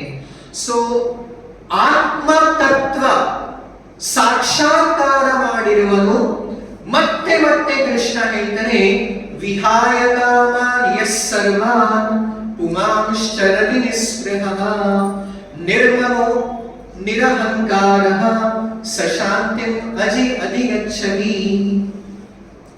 ಯಾರು ಸಮಸ್ತ ಐಹಿಕ ಕಾಮಗಳನ್ನ ಪರಿತ್ಯಾಗ ಮಾಡಿದ್ದಾನೆ. ಯಾಕೆ ಮಾಡಲಿಕ್ಕೆ, ಹೇಗೆ ಮಾಡ್ಲಿಕ್ಕೆ ಸಾಧ್ಯ? ಅವನಾಗಲಿ ಅಲೌಕಿಕ ದಿವ್ಯ. ಅದು ಕಾಮ ಅಲ್ಲ. ಕಾಮಕ್ಕೆ ವಿರುದ್ಧ ಪದ ಏನ್ ಗೊತ್ತಾ? ಪ್ರೇಮ. ಪ್ರೇಮ ಅಂದ್ರೆ ವಾಸ್ತವವಾಗಿ ಈ ಲೋಕದಲ್ಲಿ ಇಲ್ಲವೇ ಇಲ್ಲ. ಪ್ರೇಮ ಇರೋದು ಕೇವಲ ಜೀವಾತ್ಮ ಮತ್ತೆ ಪರಮಾತ್ಮನಲ್ಲಿ. ಬಾಕಿ ಎಲ್ಲ ಇರೋದು ಈ ಜಗತ್ತಲ್ಲಿರೋದು ಕಾಮ ಮಾತ್ರ. ಸೊ ಹೀಗೆ ಕೃಷ್ಣ ಹೇಳ್ತಾನೆ, ಒಬ್ಬ ಆತ್ಮ ಸಾಕ್ಷಾತ್ಕಾರ ವ್ಯಕ್ತಿ ಮತ್ತೆ ಸಾಮಾನ್ಯ ಜೀವಿ ತುಂಬಾ ಭಿನ್ನತೆ ಇದೆ. ಯಾ ನಿಶಾ ಸರ್ವಭೂತಾನಾಂ ತಸ್ಯಾಂ ಜಾಗೃತಿ ಸಂಯಮಿ ಯಸ್ಯಾಂ ಜಾಗೃತಿ ಭೂತಾನಿ ಸಾ ನಿಶಾ ಪಶ್ಯತೋ ಮುನೇಹೇ. ಹೇಗೆ ಹಗಲು ರಾತ್ರಿ ವ್ಯತ್ಯಾಸ ಇದೆಯೋ, ಹೇಗೆ ಭೂಮಿ ಆಕಾಶ ವ್ಯತ್ಯಾಸ ಇದೆಯೋ, ಅದೇ ತರಹ ಒಬ್ಬ ಸಾಮಾನ್ಯ ಲೌಕಿಕ ವ್ಯಕ್ತಿ ಮತ್ತೆ ಒಬ್ಬ ಆತ್ಮ ಸಾಕ್ಷಾತ್ಕಾರ ಮಾಡಿರುವ ವ್ಯಕ್ತಿಯಲ್ಲಿ ವ್ಯತ್ಯಾಸವಿದೆ. ಅವರ ಎಲ್ಲಾ ಚಟುವಟಿಕೆಗಳಲ್ಲೂ, ಅವರ ಆಸೆಯಲ್ಲೂ, ಅವರ ಎಲ್ಲಾ ಒಂದು ಕಾರ್ಯಗಳಲ್ಲೂ ಭಿನ್ನತೆ ಇದೆ ಅಂತ. ಈಗ ನಾವು ಕೂಡ ಕಾಲೇಜಲ್ಲಿ ಹೋಗ್ತಿರುವಾಗ 20-30 ವರ್ಷ ಹಿಂದೆ ಸ್ವಪ್ನದಲ್ಲೂ ಯೋಚನೆ ಮಾಡಿರಲಿಲ್ಲ, ಒಂದಿನ ತಲೆ ಬೋಳಿಸ್ಕೊಂಡು ಪಂಚೆ ಹಾಕೊಂಡು ನಾಮ ಹಾಕೊಂಡು ಒಂದು ಮಾಲೆ ಹಾಕೊಂಡು ಒಂದು ಜಪಮಾಲೆ ಹಿಡ್ಕೊಳ್ತೀವಿ ಅಂತ. ಆ ಯೋಚನೆನೂ ಕೂಡ ಒಂಥರ ಇಟ್ಸ್ ಲೈಕ್ ಒಂದು ಅನ್ಇಮ್ಯಾಜಿನಬಲ್, ಕಲ್ಪನಾತೀತವಾಗಿತ್ತು. ಈಗ ಆ ಲೌಕಿಕ ಜೀವನನೇ ಅಯ್ಯೋ ಒಂಥರ ಭಿನ್ನವಾಗಿದೆ, ಅದೇ ಬೇಡ ಅಂತ ಅನ್ಸುತ್ತೆ. ಸೊ ಇದು ಲೌಕಿಕ ಜೀವನ ಮತ್ತೆ ಆಧ್ಯಾತ್ಮಿಕ ಜೀವನದಲ್ಲಿ ತುಂಬಾನೇ ಭಿನ್ನತೆ ಆಗೇ ಆಗುತ್ತೆ. ಈಶಾ ಬ್ರಾಹ್ಮಿ ಸ್ಥಿತಿ ಪಾರ್ಥ ನೈನಾಂ ಪ್ರಾಪ್ಯ ವಿಮುಹ್ಯತಿ ಸ್ಥಿತ್ವಾ ಸ್ಯಾಂ ಅಂತಕಾಲೇಪಿ ಬ್ರಹ್ಮ ನಿರ್ವಾಣ ಮೃಚ್ಛತಿ. ಅಂತಿಮ ಶ್ಲೋಕದಲ್ಲಿ 72ನೇ ಶ್ಲೋಕದಲ್ಲಿ ಕೃಷ್ಣ ಹೇಳ್ತಾನೆ, ಯಾರು ಅಂತ್ಯಕಾಲದಲ್ಲೂ ಇಂತಹ ದೈವಿ ಪ್ರಜ್ಞೆಯಲ್ಲಿ ಚಿಂತನೆಯಲ್ಲಿರ್ತಾರೋ ಅವರು ಬ್ರಾಹ್ಮಿ ಸ್ಥಿತಿಯಲ್ಲಿ ಅಲೌಕಿಕ ಆಧ್ಯಾತ್ಮಿಕ ನೆಲೆಯಲ್ಲಿರ್ತಾರೋ ಅವರಿಗೆ ಖಚಿತವಾಗಿಯೂ ಬ್ರಹ್ಮ ನಿರ್ವಾಣ ಅಂದ್ರೆ ಅವರಿಗೆ ಈ ಲೌಕಿಕ ಸಮಸ್ತ ಬಂಧನಗಳಿಂದ ನಿರ್ವಾಣ ಮೋಕ್ಷ ಪ್ರಾಪ್ತಿಯಾಗಿ ಅವರು ಪರಮಗತಿಯನ್ನ ಪಡಿತಾರೆ. ಸೊ ಹೀಗೆ ಭಗವದ್ಗೀತೆಯ 8ನೇ ಅಧ್ಯಾಯದಲ್ಲಿ ಕೃಷ್ಣ ಸಾಂಖ್ಯಯೋಗ, ಆತ್ಮತತ್ವ ದರ್ಶನ, ಬುದ್ಧಿಯೋಗ, ಸ್ಥಿತಪ್ರಜ್ಞ ಲಕ್ಷಣಗಳನ್ನ ತುಂಬಾನೇ ಅದ್ಭುತವಾಗಿ ವರ್ಣಿಸಿದ್ದಾರೆ. ಈಗ ಯಾರಿಗಾದರೂ ಇವತ್ತಿನ ವಿಷಯದ ಬಗ್ಗೆ ಅಥವಾ ಇನ್ಯಾವುದೇ ಆಧ್ಯಾತ್ಮಿಕ ವಿಷಯ ಪ್ರಶ್ನೆ ಇದ್ದರೆ ಕೇಳಿ.